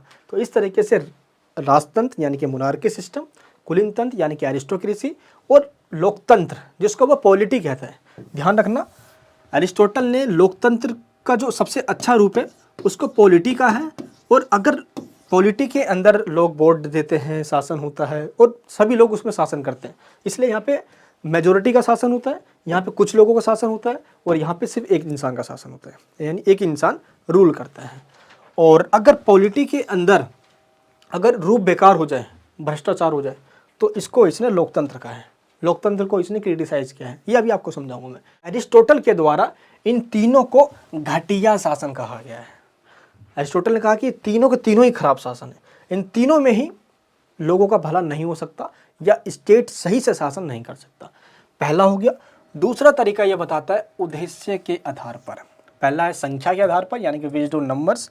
अब कौन किसके बेस्ड पे है ये, अब ये ऑब्जेक्टिव पे। अब इसको समझना सही से। पहले ये कहता है अगर राजतंत्र है डेट मीन्स मोनार्की है, और अगर मोनार्की का अगर हम देखते हैं जो गलत रूप होगा, मोनार्की के अंदर एक ही जने का शासन है, तो वो एक जना कभी भी अत्याचार कर सकता है लोगों पे, जिसको कहेंगे हम टायरेनी। आपको समझ में आ गया आपको। आप इस तरीके से इसको समझिएगा। जो आपको ये जो इमेज दिख रही है कि उद्देश्य के आधार पर एरिस्टोटल ये कहना चाहता है कि अगर जब जो शासक है, जो रूलर है, वो जनता के हित को या लोगों के इंटरेस्ट को ना देखकर सिर्फ वो अपने पे ही ध्यान देने जब लग जाए, लोगों की इच्छाओं की जब अवहेलना करने लग जाए, वो लोगों को इग्नोर करने लग जाए, तो उसका जो रूप होगा वो चेंज हो जाएगा। जैसे राजतंत्र अत्याचार में बदल जाएगा, टायरेनी में बदल जाएगा। कुलीन तंत्र धनिक तंत्र में बदल जाएगा, जहाँ पे कुछ लोगों को शासन करने के लिए दिया गया है, अब यही लोग सिर्फ अपने लिए पैसा इकट्ठा करेंगे, धन दौलत में लग जाएंगे। यानी कुलीन तंत्र का जो बुरा रूप है वो है ओलिगार्की, डेट मीन्स धनिक तंत्र। लेकिन जो पॉलिटी है जिसको वो अच्छा शासन कहता है, अब इस पॉलिटी का जो बुरा रूप होगा वो होगा प्रजातंत्र, डेट मीन्स डेमोक्रेसी। इसी को उसने क्रिटिसाइज किया है और इन तीनों को इसने गलत शासन बताया है। इसके बाद वो बताता है कि सबसे अच्छा शासन कौन सा होगा, यानी कि उसका आइडियल स्टेट है जिसमें वो चाहता है कि इस तरीके से शासन होना चाहिए। लेकिन आपको एक बात ध्यान रखना है कि अरस्तु ने प्लेटो की तरह कोई सपनों की दुनिया बनाने की बात बिल्कुल भी नहीं कही। इसने ये नहीं कहा कि बिल्कुल इमेजिनेशन की तरह कि भाई ऐसा स्टेट होना चाहिए, ऐसा फिलोसोफर किंग होना चाहिए, ऐसा इसने कहा ही नहीं जो रियलिस्टिक में धरती पे हो ही नहीं सकता। इसने जो बताया कहीं ना कहीं प्रैक्टिकली बातें भी बताई, और इसलिए एरिस्टोटल सबसे अच्छा शासन ना ही मोनार्की को कहता है, ना ही एरिस्टोक्रेसी को कहता है, और ना ही डेमोक्रेसी को कहता है। वो सबसे अच्छा शासन पॉलिटी को कहता है। किसको कहता है? पॉलिटी को कहता है। और इस पॉलिटी का मतलब क्या है, अब आपको ये बताना है। पॉलिटी का मतलब होता है जिसमें कुलीन तंत्र और प्रजातंत्र, यानी कि एरिस्टोक्रेसी और डेमोक्रेसी दोनों को कॉम्बिनेशन करके जो रूप निकल कर आता है उसको कहता है ये पॉलिटी, यानी कि कुछ लोग का शासन और जहाँ पे लोगों की सहमति भी हो और कुछ लोगों का शासन हो रहा हो। लेकिन ये जो कुछ लोग होंगे ये पॉलिटिकल रूप से सजग होंगे। सजग मतलब उनको नॉलेज होगी, वो पॉलिटिकल रूप से एक्टिविटी करना जानते होंगे। जैसे एरिस्टोटल कहता है कि सभी लोगों को हम सिटीजनशिप नहीं दे सकते। वो कहता है कि जो पढ़े लिखे लोग हैं या जिनके अंदर नॉलेज है, जो पॉलिटिकल रूप से एक्टिव है, सिर्फ उन्हीं को ही हम सिटीजनशिप देंगे। और एथेंस के अंदर या अरिस्टोटल के नगर में सिर्फ वही लोग पॉलिटिक्स में पार्टिसिपेट कर सकते थे जिनको सिटीजनशिप मिला हुआ था। महिलाओं को तो इसने जगह दी ही नहीं अरिस्टोटल ने। तो इसलिए कुछ लोगों का शासन जो पॉलिटिकल रूप से एक्सपीरियंस होगा इनके पास, ये सब कुछ जानते होंगे, एक शासन कैसे करते हैं ये इनको पता होगा। और यहाँ पे ये कहता है प्रजातंत्र, और यानी कि प्रजातंत्र का मतलब जनता की बात को भी सुनना, जनता की इच्छाओं को भी देखना। क्यों ऐसा ये कह रहा है? ऐसा इसलिए कह रहा है कि कुलीन तंत्र और प्रजातंत्र अगर ये दोनों रहेंगे तो स्टेट में जो गवर्नमेंट है वो स्टेबल रहेगी, स्थिर रहेगी। क्योंकि अगर राजतंत्र है तो एक लोगों का शासन रहेगा वहाँ पे, तो नीचे के जो लोग हैं वो चिढ़ेंगे उससे, वो जलेंगे उससे, कभी विद्रोह हो सकता है। इसलिए अरिस्टोटल कहता है कि कुलीन तंत्र और प्रजातंत्र का मिला जुला रूप होगा, जिसको हम पॉलिटी कहेंगे, और यही शासन सबसे बेहतर है। इसी को उसने 158 कॉन्स्टिट्यूशन का स्टडी करने के बाद बताया।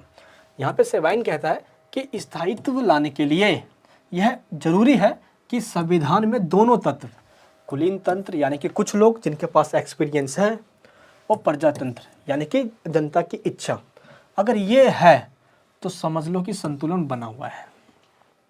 अगर हम राजतंत्र को लेते हैं तो इसका पलड़ा हो जाएगा भारी, और हम यहाँ पे डेमोक्रेसी रख दो, यहाँ पे अगर आप एरिस्टोक्रेसी रख दो, फिर भी राजतंत्र का पलड़ा भारी ही रहता है। इसलिए ये राजतंत्र को तो कतई भी एक्सेप्ट नहीं करता। ये बोलता है कि कुलीन तंत्र और प्रजा यानी कि लोकतंत्र, इन दोनों का मिला जुला रूप होगा सबसे अच्छा शासन, जो इसका एक आइडियल स्टेट होगा जहाँ पे ये हो भी सकता है। और ये प्रैक्टिकल बातें भी कह रहा है यहाँ पे, ठीक है। अब इसकी कुछ अपनी कमियाँ हो सकती है, बट जो अरिस्टोटल हमें कहना चाह रहा है वो प्लेटो से बिल्कुल ही अलग है। अरिस्टो क्या कहता है कि हमें मध्यम वर्ग का मतलब जिसमें एरिस्टोक्रेसी यानी कुलीन वर्ग भी होंगे, कुछ लोगों का शासन, और जो प्रजातंत्र है यानी कि लोग वोट भी दे सकते हैं, और वहाँ पे उनका जो हित है, जो उनकी ज़रूरतें हैं, उनका भी ध्यान रखा जाएगा। तो इन दोनों को मिलाकर बनता है जो मिडिल क्लास, या आप कह सकते हो कि जो मिडिल पाथ है। ऊपर तो राजतंत्र है, नीचे तो प्रजातंत्र है, यहाँ तो एरिस्टोक्रेसी है। तो इनके और इनके रूप को, जैसे कि भारत ने, मैं आपको एग्जांपल देता हूँ, भारत की जो इकोनॉमिक्स है वो क्या है? भारत की इकोनॉमी मिक्स्ड इकोनॉमी है, जिसमें हमने कैपिटलिज्म और सोशलिज्म, हमने दोनों का मिला जुला रूप अपनाया है। वैसे ही एरिस्टोटल यहाँ पे कहना चाह रहा है कि हमें एरिस्टोक्रेसी और डेमोक्रेसी दोनों का मिला जुला रूप अपनाना है। क्लियर है? इसी को उसने सबसे अच्छा शासन कहा है। अरस्तु मध्यम मार्ग या मध्यम वर्ग के लोगों के शासन को सबसे अच्छा मानता है। इसका मतलब क्या हुआ? जिसमें ना ही कोई ऐसा वर्ग हो जो सबसे ज़्यादा अमीर हो, और ना ही सबसे ज़्यादा दरिद्र मतलब जो लोगों पर अत्याचार करता हो, ठीक है। इसलिए यह धनी और निर्धन वर्गों का एक संतुलन है, ये बैलेंस है। ना ही ज़्यादा अमीर हो और ना ही ज़्यादा गरीब हो। अगर बैलेंस रहेगा तो शासन अच्छे से चल पाएगा। अब एरिस्टोटल का टाइम था जहाँ की पॉपुलेशन भी दोस्त लगभग 500 के आसपास हुआ करती थी। छोटे से गांव में डायरेक्ट डेमोक्रेसी था वहाँ पे, है ना। आज के इस टाइम पे इतने बड़े लेवल पे आज शासन कहाँ पे ऐसा है? तो आज गवर्नमेंट भी उन्हीं का साथ देती है, जैसे अडानी, अंबानी, इन लोगों का साथ देती है। तो आज तो कुछ पैटर्न अलग है भाई। ऐसे सभी देशों के अंदर है, गवर्नमेंट अमीरों के साथ खड़ी है, क्योंकि उनको हैवी टैक्स मिल जाता है वहाँ से। गवर्नमेंट की जो प्रचार होती है पॉलिटिकल पार्टी, उनको फंड मिल जाता है वहाँ पर। आज की बात बिल्कुल अलग हो गई है।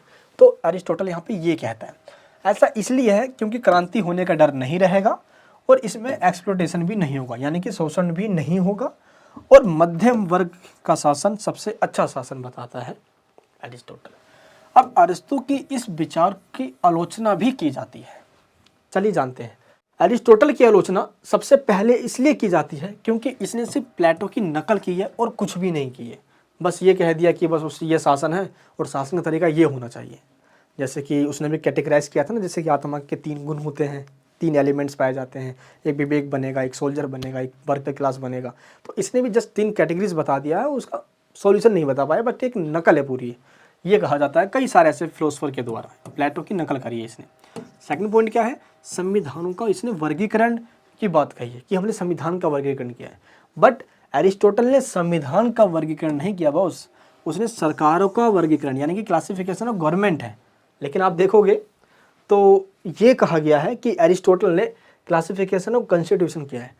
संविधानों का कॉन्स्टिट्यूशन का मतलब होता है लचीला या कठोर, लिखित या अलिखित, संघात्मक या एकात्मक, फ्लेक्सिबल है या रिजिड है, रिटर्न है या अनरिटर्न है, फेडरल है, यूनिटरी है। तो संविधानों का अगर हम कैटेगरी देखेंगे तो ये कैटेगरी होती है। अगर हम गवर्नमेंट को कैटेगराइज करते हैं तो वो ये कैटेगरी होती है। यानी कि एरिस्टोटल ने कहा है कि उसने कॉन्स्टिट्यूशन का वर्गीकरण किया है और उसके अंदर उसने ये पॉइंट्स बताए हैं। राजतंत्र, कुलीनतंत्र और पॉलिटी यानी कि डेमोक्रेसी। बट ये सरकारों का वर्गीकरण होता है, ना कि संविधान का वर्गीकरण होता है। संविधान यानी कि कॉन्स्टिट्यूशन का वर्गीकरण, ये रहे पॉइंट। तो इस बात पे भी एरिस्टोटल की आलोचना की जाती है। नेक्स्ट पॉइंट क्या है? अरस्तु के प्रजातंत्र संबंधी विचारों की कटु आलोचना। एरिस्टोटल ने डेमोक्रेसी को क्रिटिसाइज किया है, बट आज के इस टाइम में देखा जाए तो डेमोक्रेसी को सबसे अच्छा शासन माना जाता है। Government of the people, by the people, for the people, इसको सब ने एक्सेप्ट किया है। अब दुनिया के सभी कंट्री चाहते हैं अपने आप को ही साबित करवाना कि हम डेमोक्रेसी है। अब पाकिस्तान, चाइना अपने आप को सब डेमोक्रेसी कहने लग जाते हैं। अब कौन क्या है क्या नहीं है तो दुनिया को पता ही है। इसी बात पे भी एरिस्टोटल की आलोचना की जाती है कि उसने प्रजातंत्र के अगेंस्ट में बात कही है, विरोध किया इसने डेमोक्रेसी का। बाकी इसलिए भी इसने विरोध किया है डेमोक्रेसी का क्योंकि उसका रीज़न भी था।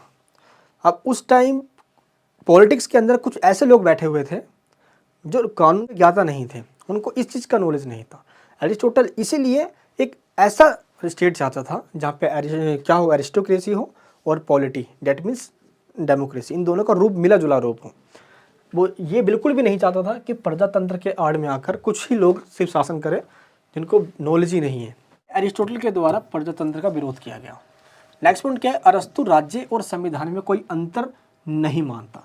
एरिस्टोटल के द्वारा ये कहा गया कि कॉन्स्टिट्यूशन पहली बात एंड स्टेट, ये दोनों एक ही चीज़ तो है। स्टेट काम कर रहा है और स्टेट जो भी कर रहा है वो कॉन्स्टिट्यूशन के दायरे में आके कर रहा है। लेकिन ये चीज़ क्या है कि स्टेट जो है वो फिक्स बाउंड्री के अंदर होता है, उसकी एक फिक्स बाउंड्री होती है। अब स्टेट मान लो ये स्टेट है तो इसकी एक फिक्स बाउंड्री है, लेकिन जो कॉन्स्टिट्यूशन है ये बदलते रहती है। अब आप खुद देख लीजिए, फ्रांस का संविधान 7 बार बदल गया है, नेपाल का संविधान कितने बार बदल गया है। तो कॉन्स्टिट्यूशन चेंज होती रहती है बट स्टेट चेंज नहीं होती, इसलिए दोनों चीज़ अलग अलग है। बट एरिस्टोटल ने स्टेट और कॉन्स्टिट्यूशन दोनों को एक माना है। इसके बावजूद भी हम ये कह सकते हैं कि एरिस्टोटल ने सबसे पहले एक इंसान को राजनीतिक प्राणी कहा, पहली बात यह है। एंड दूसरी बात ये कि एरिस्टोटल के उस टाइम पे जो स्टेट पे कॉन्सेप्ट दिए गए हैं एंड जो क्लासिफिकेशन किया गया है गवर्नमेंट का, ये कॉन्स्टिट्यूशन पे जो इसके थॉट्स दिए गए वो आने वाले टाइम में कई फिलोसफर के द्वारा पढ़ाया जाता है और इसको एनालाइज करके और बताया जाता है, जैसे कि रूसो ने, होब्स ने, आगे आने वाले हम चैप्टर्स में पढ़ने वाले हैं ये। तो इसलिए एरिस्टोटल को नकारा नहीं जा सकता। एरिस्टोटल की बुक पॉलिटिक्स आज तक की महानतम बुकों में गिनी जाती है। इस प्रकार ये एरिस्टोटल का टॉपिक था जो खत्म होता है। तो आई होप आपको ये क्वेश्चन समझ में आ गया होगा। अब हम बात करते हैं अपने नेक्स्ट क्वेश्चन की। नेक्स्ट क्वेश्चन क्या है? अरस्तु के न्याय पर विचार बताओ।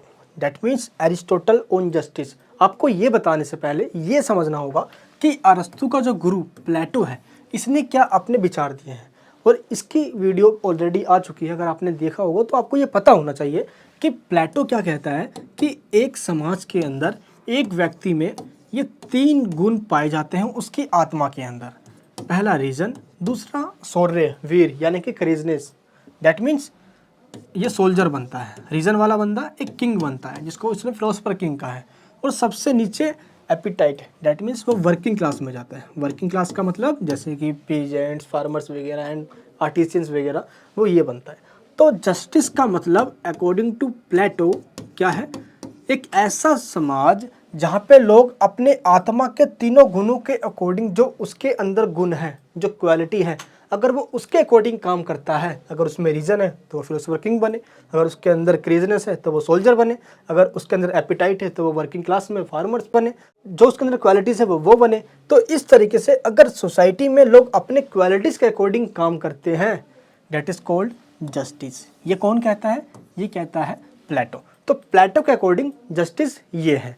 लेकिन अभी हमें यह समझना है कि एरिस्टोटल के अकॉर्डिंग जस्टिस का मतलब क्या है। एरिस्टोटल ने जस्टिस के कंसेप्ट को समझाने से पहले कुछ एजम्पशंस, दैट मीन्स कुछ मान्यता ये पहले से ही मानकर चलता है। ये बोलता है कि एक स्टेट के अंदर, एक राज्य के अंदर अलग अलग तरह के लोग रहते हैं जिसके अंदर प्राकृतिक क्षमताओं में भिन्नता पाई जाती है। सोसाइटी के अंदर कुछ समान लोग हैं, समान मतलब जो क्षमताएं मेरे अंदर है वही क्षमता आपके अंदर है, जिनके 2 हाथ पैर बिल्कुल सलामत है, ठीक है, जिनमें क्षमताएं हैं। और ऐसे लोग जो असमान हैं, यानी कि जिनके पास या तो किसी हाथ पैर में दिक्कत है, फिजिकल डिसेबल है, ऐसे लोगों को अपने न्याय के सिद्धांत में अरस्तु ने काउंट नहीं किया है। उनको कहा अरिस्टो ने कि ये हमारे इस प्रिंसिपल में नहीं आएंगे, जिनके अंदर क्षमताएं नहीं है उसको इसने अपने न्याय सिद्धांत से बाहर रख दिया है। अब इन प्रिंसिपल को मानते हुए या इन मान्यताओं को मानते हुए अब आपको आगे के टॉपिक को समझना है। आपने कार्ल मार्क्स के बारे में पढ़ा हो कभी, तो कार्ल मार्क्स क्या कहता है कि अमीर गरीबों का एक्सप्लोटेशन करते हैं, शोषण करते हैं। और कार्ल मार्क्स ने रिलेशन की बात करी है। सोसाइटी में जो वर्क क्लास है, यानी कि जो डिफरेंट क्लासेस हैं, उनके बीच में रिलेशन है और ये रिलेशन एक्सप्लोटेशन को इंक्रीज करते हैं, यानी कि अमीर गरीब का शोषण करता है। ये तो कार्ल मार्क्स ने कहा था, लेकिन एरिस्टोटल ने सोसाइटी के अंदर रिलेशन को नहीं बताया। अब जो मैं आपको समझाने जा रहा हूँ, इसके लिए थोड़ा ओपन माइंड करके कॉन्सेप्ट को समझना। मेरी एक आदत ये है कि मैं चीज़ों को समझाना पसंद करता हूँ, रटवाना मेरी फितरत में नहीं है यार। तो अब मैं जो आपको बताने जा रहा हूँ, इसको पहले सही से समझना। ये चीज़ एरिस्टोटल ने सिर्फ मान कर चला है कि सोसाइटी के अंदर अलग अलग एबिलिटी वाले लोग होते हैं, जिनका सोसाइटी में किसी का कम कंट्रीब्यूशन होता है, किसी का ज़्यादा कंट्रीब्यूशन होता है। यहाँ तक समझ में आ गया? चलिए फिर अब मैं आपको बताने जा रहा हूँ अरिस्टो का न्याय सिद्धांत, एरिस्टोटल ऑन जस्टिस। अरिस्टो का जो न्याय सिद्धांत है उसने दो पार्ट्स में डिवाइड करके दिया है। पहला है संपूर्ण न्याय, जिसको सार्वभौमिक न्याय के नाम से जाना जाता है, यानी कि यूनिवर्सल जस्टिस।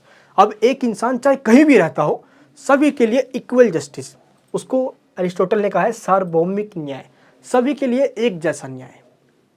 क्लियर है यहाँ पे? एंड दूसरा इसने क्या कहा?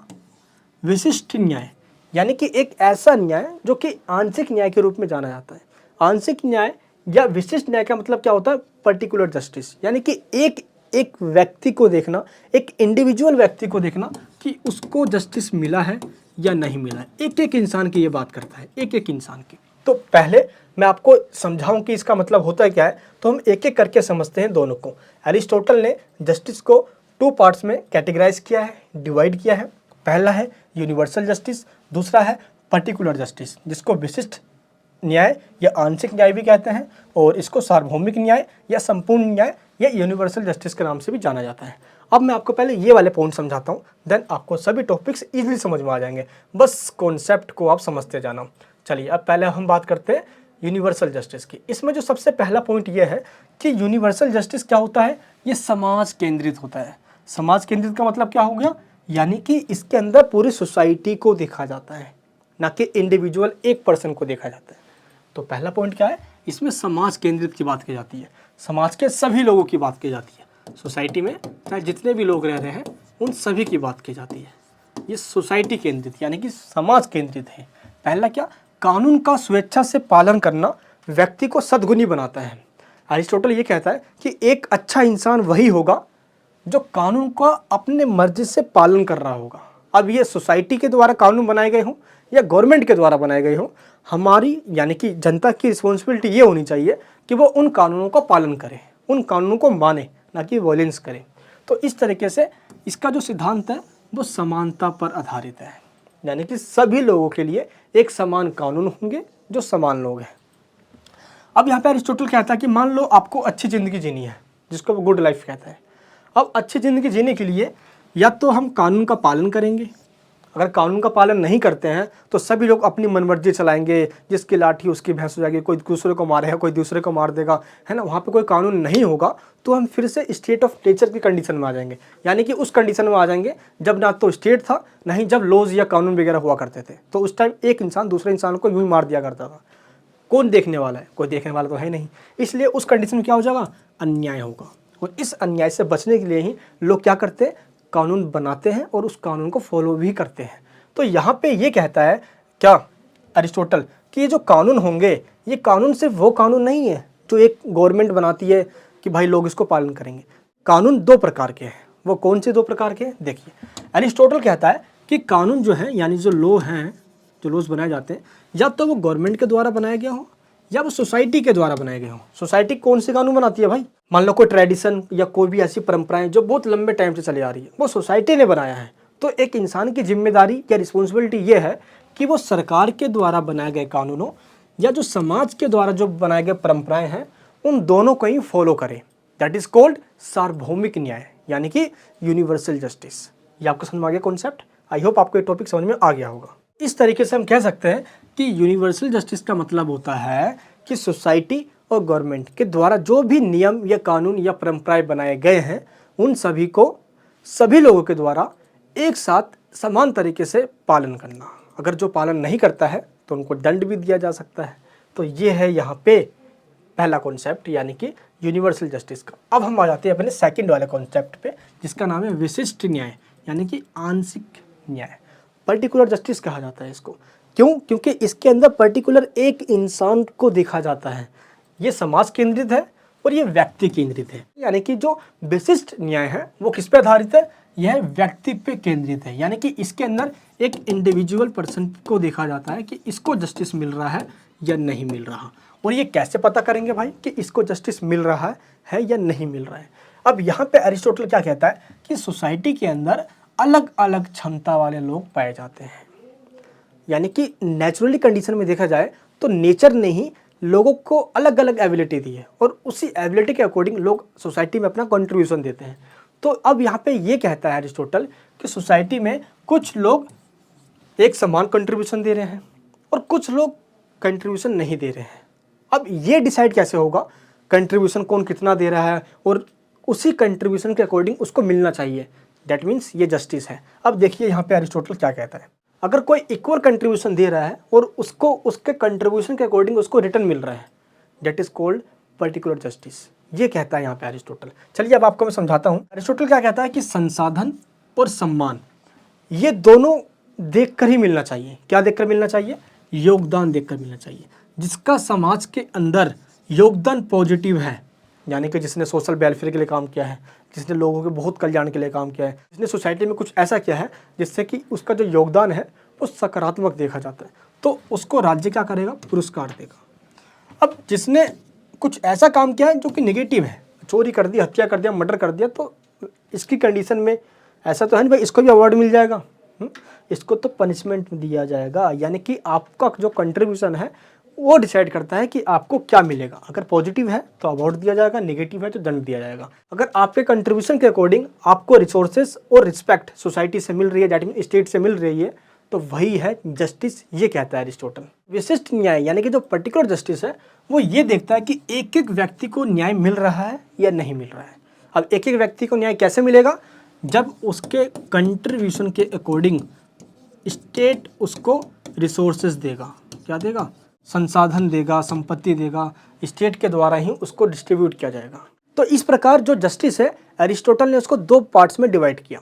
पहला यूनिवर्सल जिसको हम सार्वभौमिक कहते हैं और दूसरा विशिष्ट जिसको पर्टिकुलर जस्टिस कहा जाता है।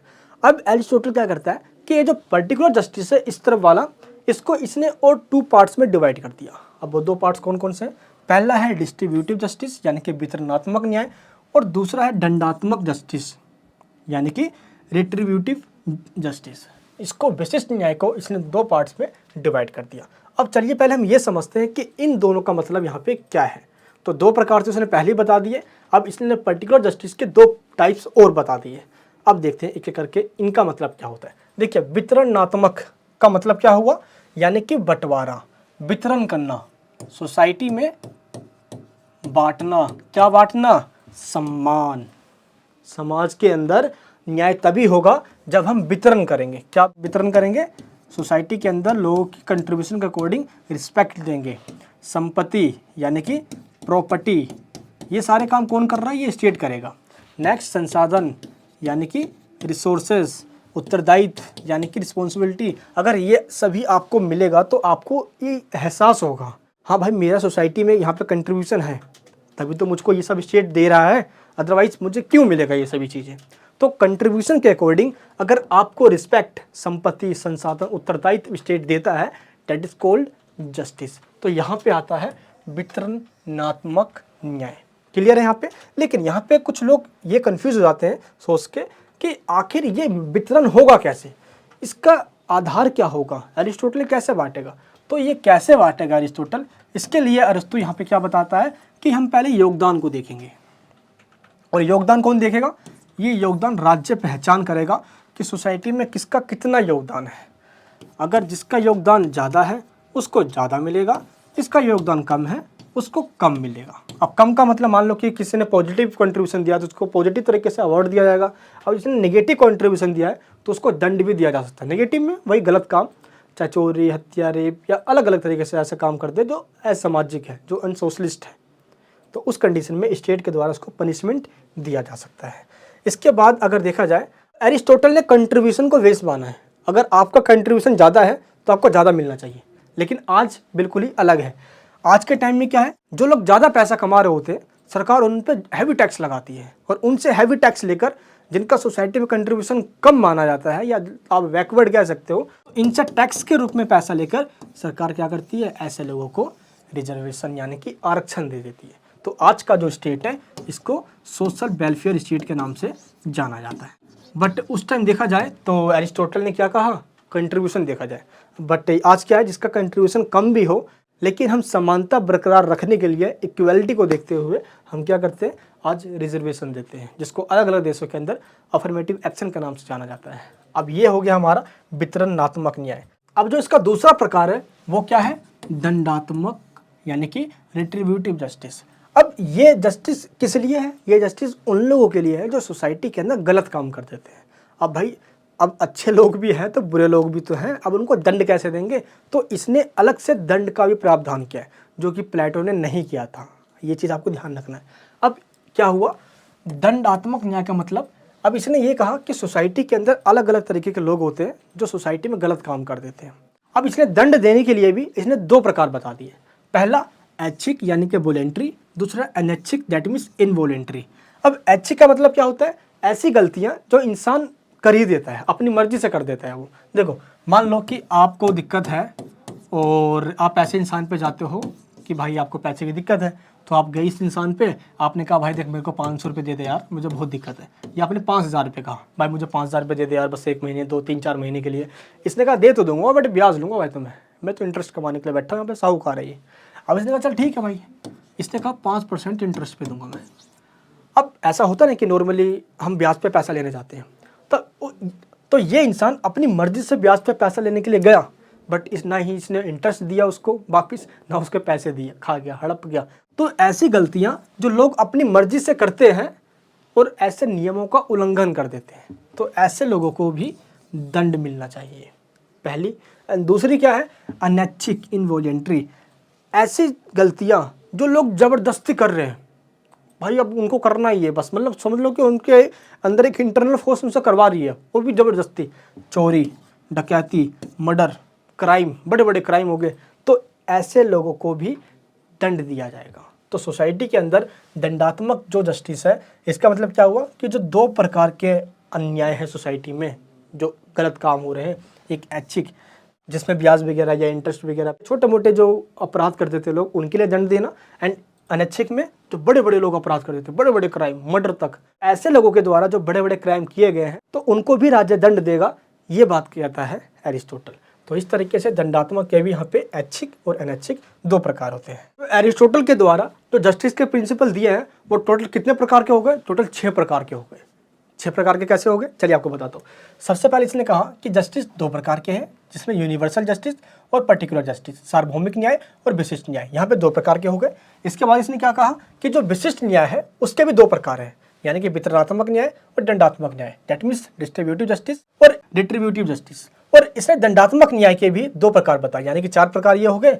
और इसके बाद क्या, ऐच्छिक और अनैच्छिक, यानी कि वॉलेंट्री और इनवॉलेंट्री। तो इस प्रकार इसने टोटल 6 प्रकार के न्याय को कैटेगराइज किया है। तो इन टोटल 6 प्रकार के बारे में आपको पता होना चाहिए। अगर आपको याद रखना है तो इनका आप स्क्रीनशॉट ले लो, मैं साइड में हट जाता हूँ, क्लियर है। और इसका भी आप स्क्रीनशॉट ले सकते हो, यहाँ पे आपको ये याद रहे। इसके बाद एंड में हम एक पॉइंट देखते हैं कि प्लेटो और एरिस्टोटल में क्या डिफरेंस है। देखो, जहाँ पे प्लेटो की बात करें हम, तो इसने एक व्यक्ति को अपने आत्मा के तीनों एलिमेंट्स के अकॉर्डिंग काम करना ही न्याय बताया, जो अपने स्वभाव के अकॉर्डिंग, जो अपने प्रकृति के अकॉर्डिंग, अपने नेचर के अकॉर्डिंग काम करता है, वही न्याय है, और एक दूसरे के काम में इंटरफेयर नहीं करता है।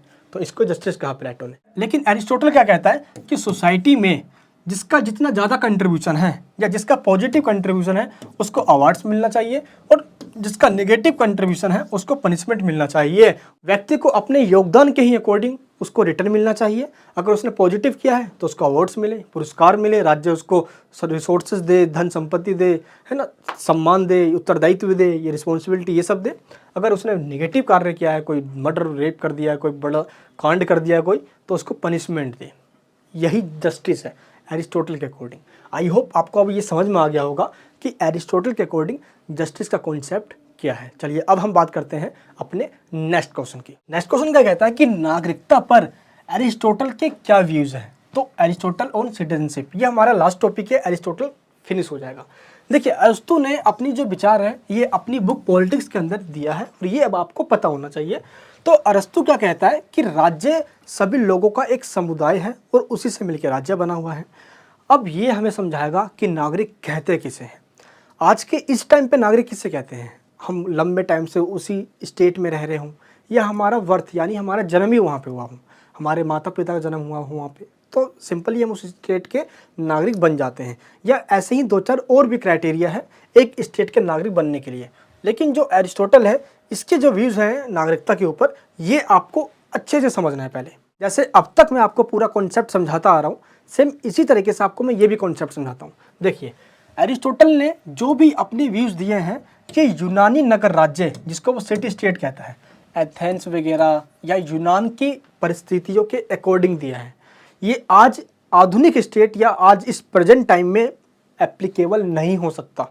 ये उस टाइम के अकॉर्डिंग है, जबकि जनसंख्या पॉपुलेशन भी आप बताओगे तो 500 600 एक स्टेट की, एक सिटी स्टेट की हुआ करती थी, तो पॉपुलेशन काफ़ी कम हुआ करती थी उस टाइम। तो जो भी एरिस्टोटल अपने व्यूज़ दे रहा है सिटीजनशिप के ऊपर, ये उस टाइम के यूनान के जितने भी सिटी स्टेट हुआ करते थे। सिटी स्टेट का मतलब जैसे आज के जो स्टेट है ना, बट आज के स्टेट काफ़ी बड़े भी हैं और पॉपुलेशन भी ज़्यादा है उनकी, लेकिन उस टाइम के स्टेट सही हुआ करते थे साइज में, बट पॉपुलेशन कम हुआ करती थी। ठीक है, तो जितने भी यूनान के सिटी स्टेट थे उनको ध्यान में रखते हुए एरिस्टोटल अपने व्यूज़ दे रहा है नागरिकता पे। जैसे एक कोई भी वस्तु है, मैं आपको एक वस्तु लेकर देता हूँ, मान लो ये मेरा फ़ोन है। अब इस फ़ोन के हम टुकड़े कर देंगे तो अलग अलग टुकड़ों में ये टूट जाएगा। वैसे ही ये जब इसको जोड़ेंगे तो पूरे टुकड़े, हम जैसे अपने पज़ल देखा होगा, पज़ल खेलेगा आपने कभी, तो एक एक चीज़ों को जोड़ते हैं देन पूरा पज़ल बन जाता है। वो वैसे ही होता है, वैसे ही सेम भी है, टुकड़े में टूट भी सकता है देन ये वापस जुड़ भी सकता है। तो सेम एरिस्टोटल यहाँ पे क्या कहता है कि एक एक इंसान को जोड़कर ही स्टेट बनता है। जैसे एक वस्तु को तोड़ दिया जाए तो उसको जोड़ने के बाद पूरा एक वस्तु या कोई एक गुड्स बनता है। क्लियर है? ये यहाँ पे एरिस्टोटल कहता है। तो सभी के लिए जो नागरिकता पे विचार है वो अलग अलग हो सकती है। ये कैसे? चलिए आपको पहले मैं ये समझाता हूँ कि एरिस्टोटल यहाँ पे कहता क्या है।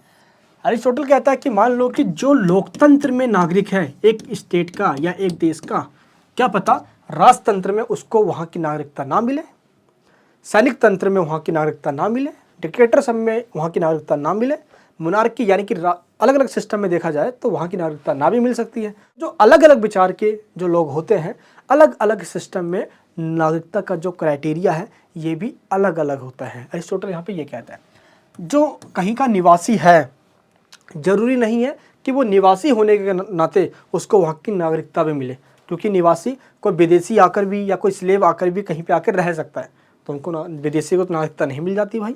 एरिस्टोटल यहाँ पे ये कह रहा है। ठीक है, और अगर किसी को मुकदमा करने का या मुकदमा चलाने का अधिकार है तो ज़रूरी नहीं है कि वो भी वहाँ का नागरिक बन सकता है, क्योंकि मान लो कि इस बंदे को ये अधिकार है कि किसने अपराध किया है तो इसको नागरिकता मिल जाए। क्यों भाई? ऐसा उस कंडीशन में भी हो सकता है, मान लो इसने कोई एग्रीमेंट कर लिया हो, इसने उस स्टेट के साथ कोई समझौता करके ऐसी पावर ले ली हो, बट ज़रूरी नहीं है कि ऐसे इंसान को नागरिकता मिल सकती है। तो एरिस्टोटल यहाँ पे सिंपल हमें ये बताना चाह रहा है कि मान लो कोई विशेष स्थान पर रहता हो लंबे टाइम से, ज़रूरी नहीं है कि ये भी नागरिक हो। इस तरीके से एरिस्टोटल हमें ये बताना चाह रहा है कि नागरिक और निवासी इन दोनों में काफ़ी डिफरेंट है।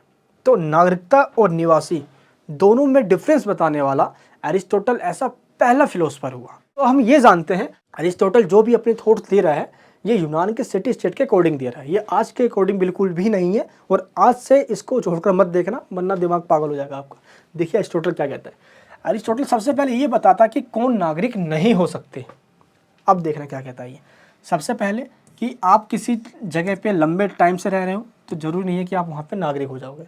अगर आपको लीगल राइट्स वहाँ का मिला हुआ है तो भी वहाँ के आप नागरिक नहीं हो सकते। बच्चे, बूढ़े, या मान लो अगर आपका वहाँ पे जन्म हुआ या आपके पेरेंट्स का भी जन्म हुआ है, इसके आधार पे भी नागरिकता आपको नहीं दी जा सकती।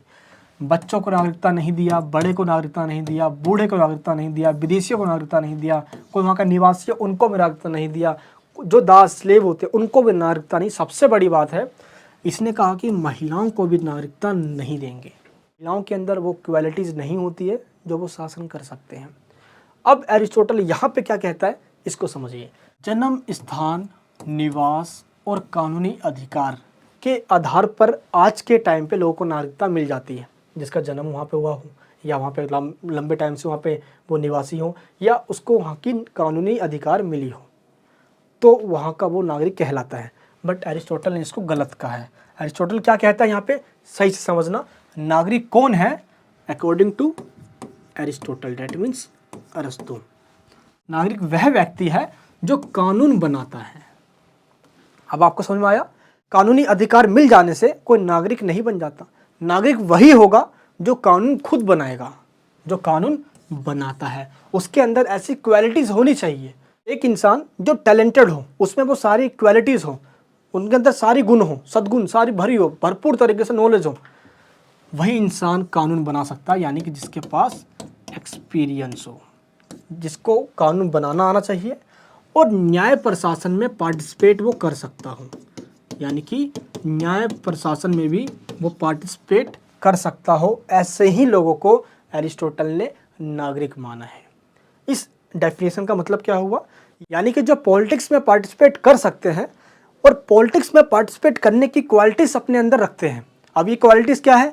कानून बनाने की क्वालिटीज़, कानून की समझ, एक्सपीरियंस, प्लस उसके पास एजुकेशन, डेट मीन्स शिक्षा होनी चाहिए, शिक्षा होनी चाहिए। दूसरी संपत्ति क्या होनी चाहिए? प्रॉपर्टी। अगर ये दो चीज़ है, प्लस उसके पास सारी क्वालिटीज़ है, गुण है, जो सारी नॉलेज है उसको, डेट मीन्स वो नागरिक बनने के लायक है। अब ये सारी जो बातें बता रहा है, ये यूनान की परिस्थितियों के अकॉर्डिंग बता रहे हैं एरिस्टोटल।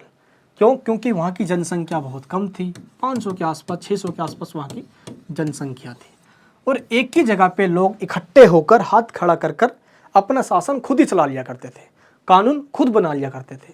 किसने गलत कर दिया तो खुद ही न्याय और अन्याय, खुद ही जस्टिस और इनजस्टिस पे बात कर लिया करते थे। यानी कि कोई अलग से वोटिंग सिस्टम या ईवीएम सिस्टम ऐसा कुछ भी नहीं था। लोग बैठते थे, अपना शासन खुद चलाते थे। लेकिन लोग वही बैठते थे या वही लोग इकट्ठा होते थे एक जगह पे जो नागरिक हैं। नागरिकों को ही कानून बनाने का अधिकार था। कानून बनाने का मतलब पॉलिटिक्स में, किसमें? पॉलिटिक्स में, डेट मीन्स राजनीति में भागीदार, यानी कि राजनीति में पार्टिसिपेट करने का अधिकार था। यानी कि वो लोग जो राज्य के कार्य में भाग ले सकते हैं, जिनके पास वो सारी गुण हैं, उनके पास शिक्षा है, संपत्ति है, ऐसे ही लोग नागरिक कहलाएंगे, ऐसे ही लोग सिटीजन कहलाएंगे, अकॉर्डिंग टू एरिस्टोटल। अब आपको समझ में आया एरिस्टोटल क्या कहता है? अब देखिए, नागरिक कौन होगा? यहाँ पे इसने कुछ क्वालिटीज़ बता दी।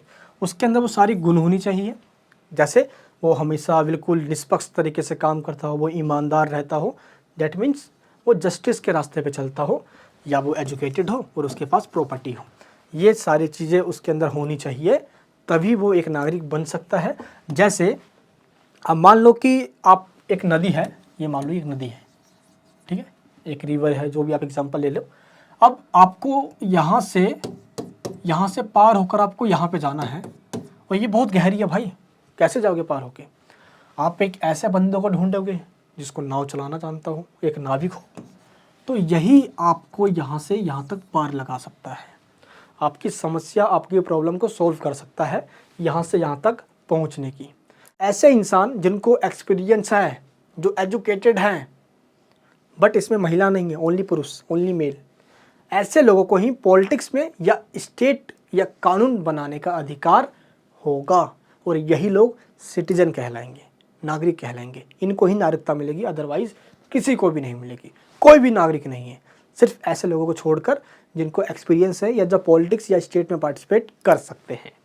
पहला, जैसे कि आप मान लो कि कोई ड्राइवर है, आपने बोला कि मुझे भाई यहाँ से लेकर मुझे कनाट प्लेस छोड़कर आजा, सीपी छोड़कर आजा है, और आपको रास्ते में तो लपेट देगा वो, अगर अच्छा ड्राइवर नहीं हुआ तो।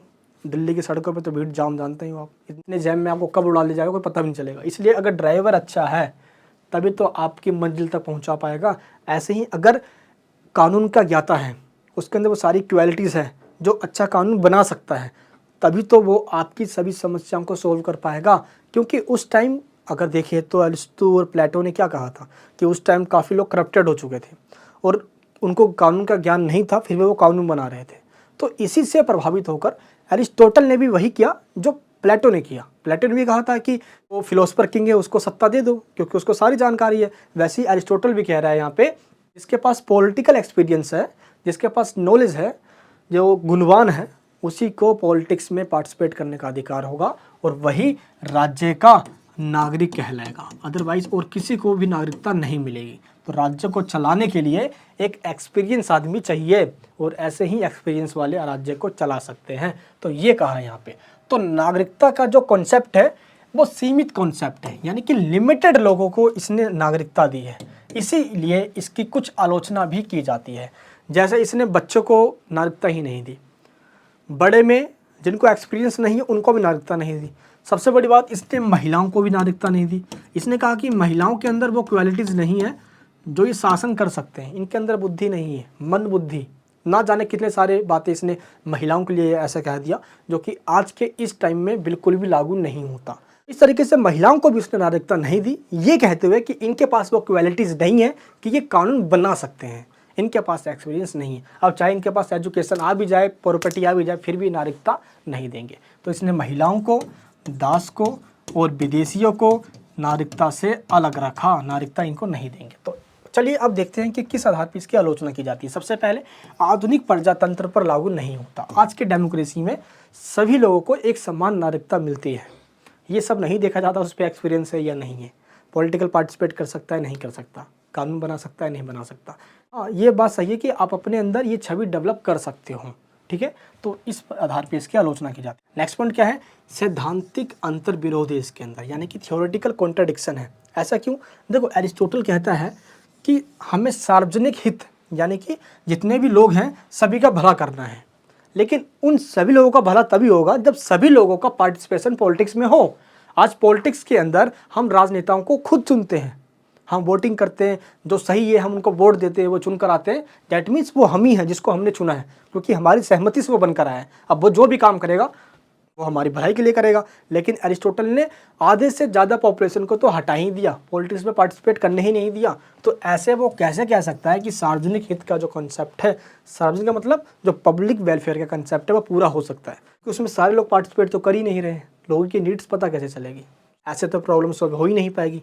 चलिए, इसलिए इसकी आलोचना की जाती है। नेक्स्ट पॉइंट क्या है, ये कठोर सिद्धांत है, काफ़ी कठोर है ना, काफ़ी मतलब कि कॉम्प्लेक्सिटी उसने कह दिया।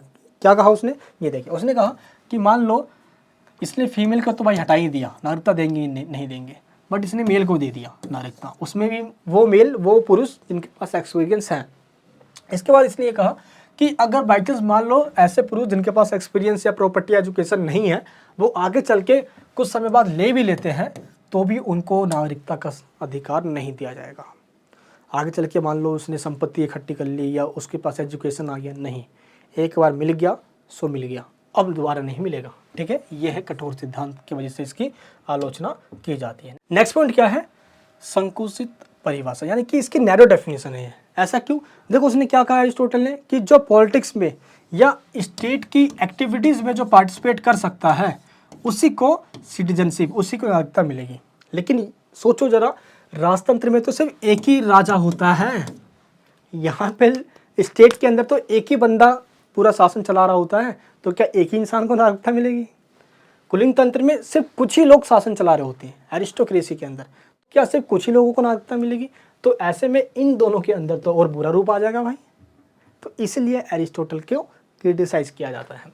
नेक्स्ट पॉइंट क्या है, श्रमिकों को राजनीतिक अधिकारों से वंचित करना। इसने लेबर्स को भी, जो वर्कर क्लास हैं, उनकी नीड्स को कैसे समझ पाएंगे भाई, नागरिकता दिया ही नहीं, इसलिए भी इसको आलोचना की जाती है। नेक्स्ट पॉइंट क्या है, इसने यूज़ किया मनी एंड पावर का। इसने कहा कि जिसके पास एजुकेशन है या जिसके पास प्रॉपर्टी है वही लोग नागरिक बन सकते हैं। अब प्रॉपर्टी का मतलब यहाँ पे क्या हुआ भाई, अमीर जो है, जो रिच है, वो उसको नागरिकता मिलेगी, जो पुअर है उसको नागरिकता नहीं मिलेगी।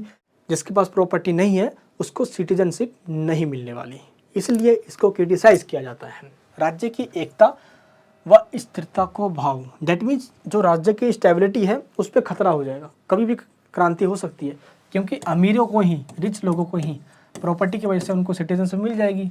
अब इनके पास प्रॉपर्टी नहीं है, अगर इनको नहीं मिलेगी तो भाई ऐसे में तो क्रांति होने का डर हमेशा रहेगा। तो स्टेबिलिटी लाने के लिए हमें सिटीजनशिप में भी इक्वालिटी लाना होगा, इसी वजह से एरिस्टोटल को क्रिटिसाइज किया जाता है। अस्पष्ट विवरण, यानी कि अस्पष्ट का ऐसे कुछ प्रिंसिपल है जो इसने स्पष्ट ही नहीं किया, क्लियरिटी के साथ बताया ही नहीं। मान लो कोई स्टेट है और ऐसे में इस स्टेट ने गुलाम बना लिया, जिसको उपनिवेश कहा जाता है, कॉलोनी बना लिया अपना इसने, है ना, कॉलोनाइजेशन पढ़ा हुआ आपने, ये बना लिया। तो इस कंडीशन में इस राज्य ने इसको गुलाम बना लिया है, तो यहाँ पे जो लोग रहते हैं क्या इनको नागरिकता मिलेगी या नहीं मिलेगी, ये चीज़ क्लियर नहीं बताया एरिस्टोटल ने। कॉलोनी की जो कंडीशन है, यानी कि कॉलोनाइजेशन इसको कहते हैं हम, उस कंडीशन को इसने स्पष्ट या क्लियर नहीं बताया है, इसी वजह से एरिस्टोटल को क्रिटिसाइज किया जाता है। आई होप आपको एरिस्टोटल के द्वारा जो स्टेट पे, जस्टिस पे, क्लासिफिकेशन ऑफ गवर्नमेंट पे और सिटीजनशिप के ऊपर जो कॉन्सेप्ट दिए गए हैं वो आज के इस वीडियो के अंदर समझ आ गई होगी। ये वीडियो आपको कैसे लगी नीचे मुझे आप कमेंट बॉक्स में बताना, और इस वीडियो को अपने सभी फ्रेंड्स के पास शेयर करना। सब्जेक्ट के जो नोट्स हैं क्लासिकल पॉलिटिकल फिलोसफी के, लिंक नीचे आपको डिस्क्रिप्शन बॉक्स में मिल जाएंगे। पॉलिटिकल साइंस ऑनर्स सेमेस्टर 5, आप जल्दी से उस नोट्स को ले लीजिए और इन पूरे कॉन्सेप्ट को समझ लेने के बाद एक बार उस नोट्स को पढ़ लीजिए। मैं कसम से बताता हूँ कि टॉपिक आपके खोपड़े में इस तरीके से जाने वाला है कि पूरी ज़िंदगी भर नहीं भूलोगे, आप अपने बच्चों तक को पढ़ाओगे, बड़ा मजा आ गया। चलिए दोस्तों, तो इस वीडियो को सभी जगह शेयर कीजिए, सब्सक्राइब करके बेल आइकन ऑन कीजिए। मैं मिलूंगा आपसे नेक्स्ट वीडियो के अंदर। ये वीडियो कैसे लगी नीचे मुझे कमेंट बॉक्स में जरूर बताना, ताकि मेरा मोटिवेशन ऐसे ही बढ़ते रहे और आपके लिए मैं ऐसी वीडियोस बनाता रहूँ। मिलूंगा नेक्स्ट वीडियो में। जय हिंद, जय भारत।